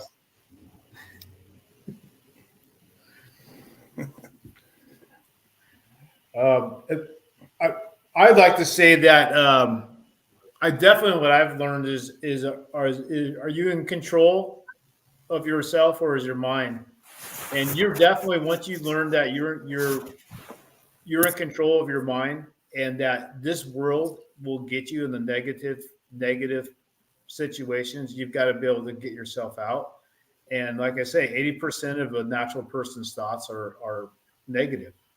So once you can turn the switch and keep things positive and have a forgetful mind when bad things happen, and just focus on the positive. And I didn't realize how much I actually talked to myself, and it wasn't in a good way. So moving forward, I like to express that with people, because if I can get one person to realize that, hey, you're your worst enemy 90% of the time, look yourself in the mirror, do a self-accountability. And if you have to reach in the cookie jar every once in a while on something you did good to get yourself back up, you need to do it. So that's kind of what I personally have learned. And it's real. You are your worst enemy. You talk to yourself a lot of the time. So, but when you're out there on that dirt bike, dude, you got to keep it positive. And like I said, there's so many times I personally think I've lost races before I even started because it was all right here. So I just like to share that because it's important to me. Yeah, at 50 years old, experiencing stuff like this. So, anyways, that's kind of my take on it. Yeah, I learned a lot about myself and my helmet during those hours. I did this to test myself, obviously, like we do. And I didn't expect it to be as hard as it was. And in those lonely hours out there, you do a lot of self-talk, and it's got to be positive, and you got to have like I stated earlier tonight, a don't die attitude. And I think it's good. It's good for the soul, man, to test yourself in one way or another, whether it's this race or whatever it is, your challenge you want to go to conquer. It's good to test yourself to see what you got. I think if you look at some of the stuff that I publish on my Instagram there under my 762X account, I didn't come out of this feeling like I learned more about myself, but what I did was I went into it to help remember the stuff about myself that I'm proud of, right? Like the times that I was able to kind of stand up and work harder, injured or tired or fatigued or cold or hungry or whatever it was. And I published it in a couple of places like, hey, after a while you get comfortable and you start wondering like, dude, do I still have it? Is it still there? I used to be like the real deal, right? Am I still? I don't know. It's time to put myself up against a test and really find out. And so what do? You choose the hardest, biggest, baddest, nastiest test you can find and go smash it. Hard freaking core. Yeah, that sounds so. Oh my god, no, that's it awesome. sounds so pretentious, but it's totally true. I wanted to know: do I still have it? Yeah, and along those lines for myself, like there's a part of me that's always trying to impress the 14 or 15-year-old version of myself, right? Like adulting can be pretty hardcore. 15-year-old chick version of yourself. Yeah. Like adulting can be pretty hardcore and pretty real and can get pretty serious pretty fast. A big part of this for me was just doing something that I know the 14-year-old me would think was just absolutely rad and amazing. And, just I'd be as a 14, 15-year-old dirt bike kid, this is like the biggest thing that would blow my mind. And what I learned was that it is just like super gratifying to do something not towards your career or not, just something that is a dream for you that the 14-year-old version of yourself would be so impressed with, and just go out and do that thing. It doesn't have to be the Baja 1000. It's that thing for us, but for other people, it's something else. But doing that for that version of yourself, to me, was just like super gratifying. And, Awesome. Yeah. And for me, like I just learned, you can go way past the point of what you think quitting actually is. And I learned that more so last year, Darren, with the race that we did together. Like that race changed my life, man. Like I trained so hard going into it and getting sucker punched at the end like that, running out 20 miles from the end, my clock runs out. Like you learn a lot about yourself out there when you're by yourself at that hour. And now I the way I approach things in life, like nothing really seems that hard or that significant. Things are significant, don't get me wrong, but it changes your perspective on things a lot. And knowing that knowledge now and doing another full season and another Ironman attempt and actually finishing in the cutoff, like you learn a lot about those moments of doubt when you're in pain. Like you just you turn that switch on, or you shut it off or whatever, you just twist that throttle. And like anytime it was flat or smooth, I had that throttle cracked open as hard as I possibly could for 33 hours. So like being able to do that and then be back drinking a beer and here in the garage talking to you guys, it's hard transition, but it's a cool one for sure. Unbelievable. So I just maybe my final comments here, and we'll shut this down. I'm lucky. I get to fellowship and to talk to a lot of racers and help with a lot of teams, and no diminishment whatsoever to team race efforts. Anybody who gets off the couch, anybody who does the thing is a badass. So a team, guys racing, guys and girls, men and women racing team efforts, props, hats off. It's a special thing that you choose to do. These are special risks that you choose to take. There is a next level. There's a higher gear. So when you shift up into sixth, then you're an Ironman, male or female. You're an Ironman, And it is you nuts, you weirdos who inspire me. This is a spiritual experience. In my opinion, riding a motorcycle. So this is just to be soapbox here, just for one moment. All of us who ride motorcycles, we're 150 years wrong in our birth. We should have been born in 1820. We would be outlaws, we'd be trappers, we'd be desperados, we would be moonshiners, we would be scouts, we would be gold prospectors. Like, that's who we are. Those are our spirit animals. Like all of those characters, loggers, frontiersmen, that's who we are at heart. And in my opinion, you guys who run an Ironman program, to me, exemplify that spirit and that attitude more. It's just weird that I have latched onto this, but more than any other people that I have come across, there is something unique, special, and specifically broken in the head, in your choices. Like, you make terrible choices. You all, Yes. you've gone wrong. Your mothers, you make your mothers cry. It's such a beautiful thing. There is this joy and delight, and for me anyway, it is energizing and invigorating to be around you guys. I can honestly tell you that I don't know that I have the stuff to do it. I don't know that I have the body to do it. I have some spine issues, and I don't know that I could do this. I like to think I could, and I might be able to, and I may.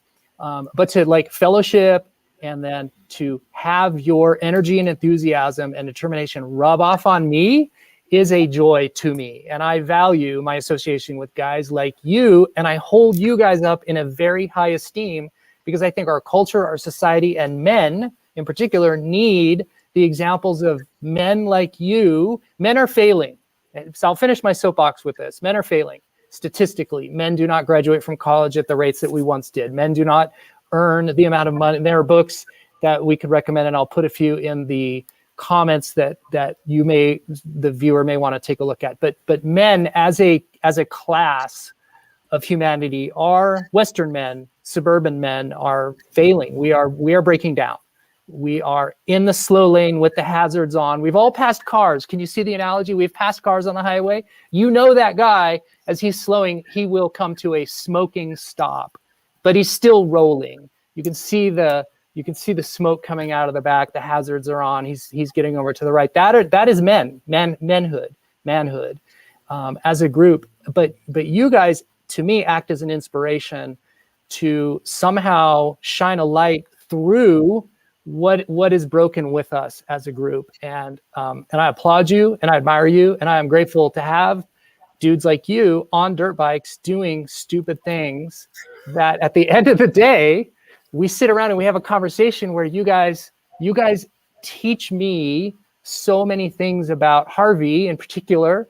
Has a peace and an energy that is, I think, something that a lot of us could learn a lot of lessons from. And I told you guys earlier today, and I'll say it one more time, and this is how I'll finish out.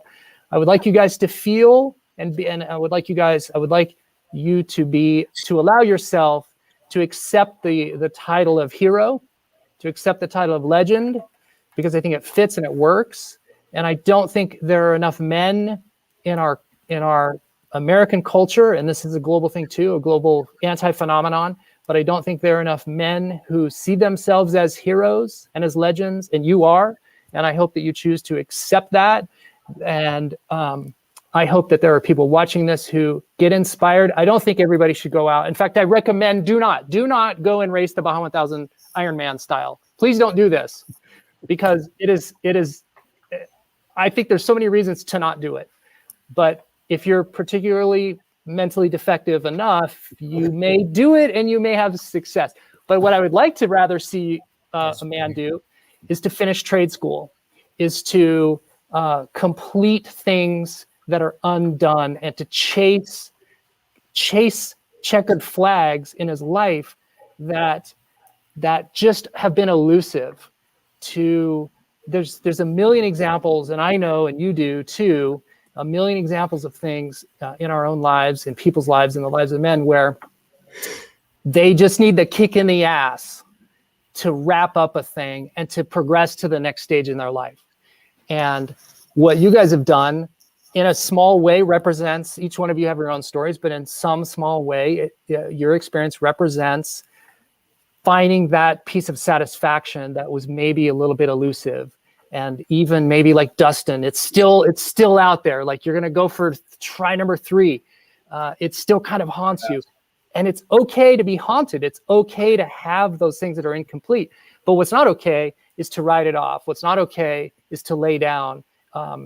The analogies are so good. What did Darren say? Tell your pit crew, you had this speech prepared so your pit crew is on your side and to keep you going. Set up systems to set up ways in your life that you can just be continually remotivated by your outside team. The team, hopefully all of us in our personal lives have set up a team of other men who are our pit crew, and we can act as their pit crew to help all of us keep going. I just am so inspired by you guys and the analogies on the bike that translate over into life itself. And I am grateful for this. And I'm looking very much forward to having more of these episodes and talking more in depth to each one of you guys. So I think we'll wrap it up. I think that concludes it. Any last parting thoughts by any of you before we shut this thing down? Someone else maybe want to take us out? Hey, I'll just throw something out at the very end there. If all of that stuff from Taco Mike kind of falls on deaf ears and you find yourself wanting to maybe Ironman this thing, reach out to somebody on this screen. Yeah, totally. Because I guarantee you, every one of them probably wants to help you live the dream. Yeah. I'll just speak for myself, but I know Darren and Garrett can't help themselves. They can't get enough. Hey, Garrett, where's you? Don't we only have one lap? We only get one lap in life. Hold it wide open. One lap in life, dude. Grab it by the bars and go. Yep. I know Garrett's taking applications for Padawans. Right? I'll start charging for this, man. Wow. The Vandersys mentorship program. I love it. Yeah. $9.95. We'll get you set up. We only have one lap. I just wrote that down because that's a sticker. We will work on that, and we will release a sticker with that phrase on there. Started talking That's to Harvey awesome. about that when him and I were talking. I'm like, dude, you only get one lap. Let's go do it.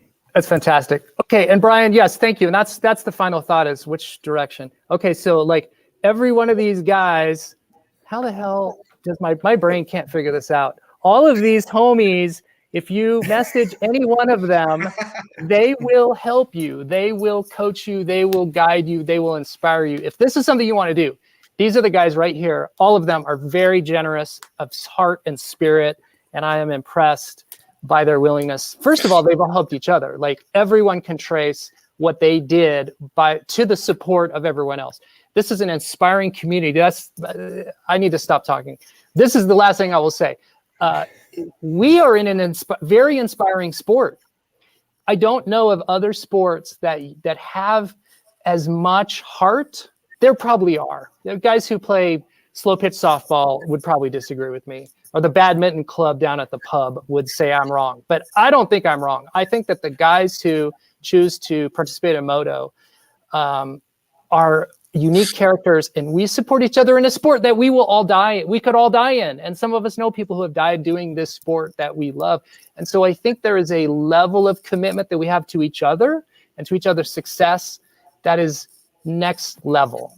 It really is. To me, it is. I don't know of any other sportsmen and women, sports people, who care and are as compassionate and empathetic to the other participants in this sport as you guys are and as we are as a group and as a culture. And that's why I participated in it. That's why I put a lot of effort into it. So that's it, guys. Thank you. Hats off to you guys. Cheers to you. Unbelievable. I can't wait to do this again. I can't wait to have the continuation of this. Oh yeah. Thanks, Sure, Mike. definitely. Thanks, Mike. Okay. Thank you all. Send Don't it. forget that- don't Thanks, forget to open that Mike. package. Oh shit. Okay. Wait, what? Well, you don't have to do it online. You don't have to do it online. No, we'll do it right now. We'll do it right now. What now. is Okay, it? so, Come on. okay, so bonus. I don't know. Darren sent me a package, and Garrett. Garrett. So while he was down in Baja, he texted me and said, "Hey, I'm sending you something. Heads up." Okay, and so it's here. It's family friendly. Don't worry. Oh, okay. I think it's a sign. I think it's a sign from a roadside from It's something kind in of a sign. Mexico.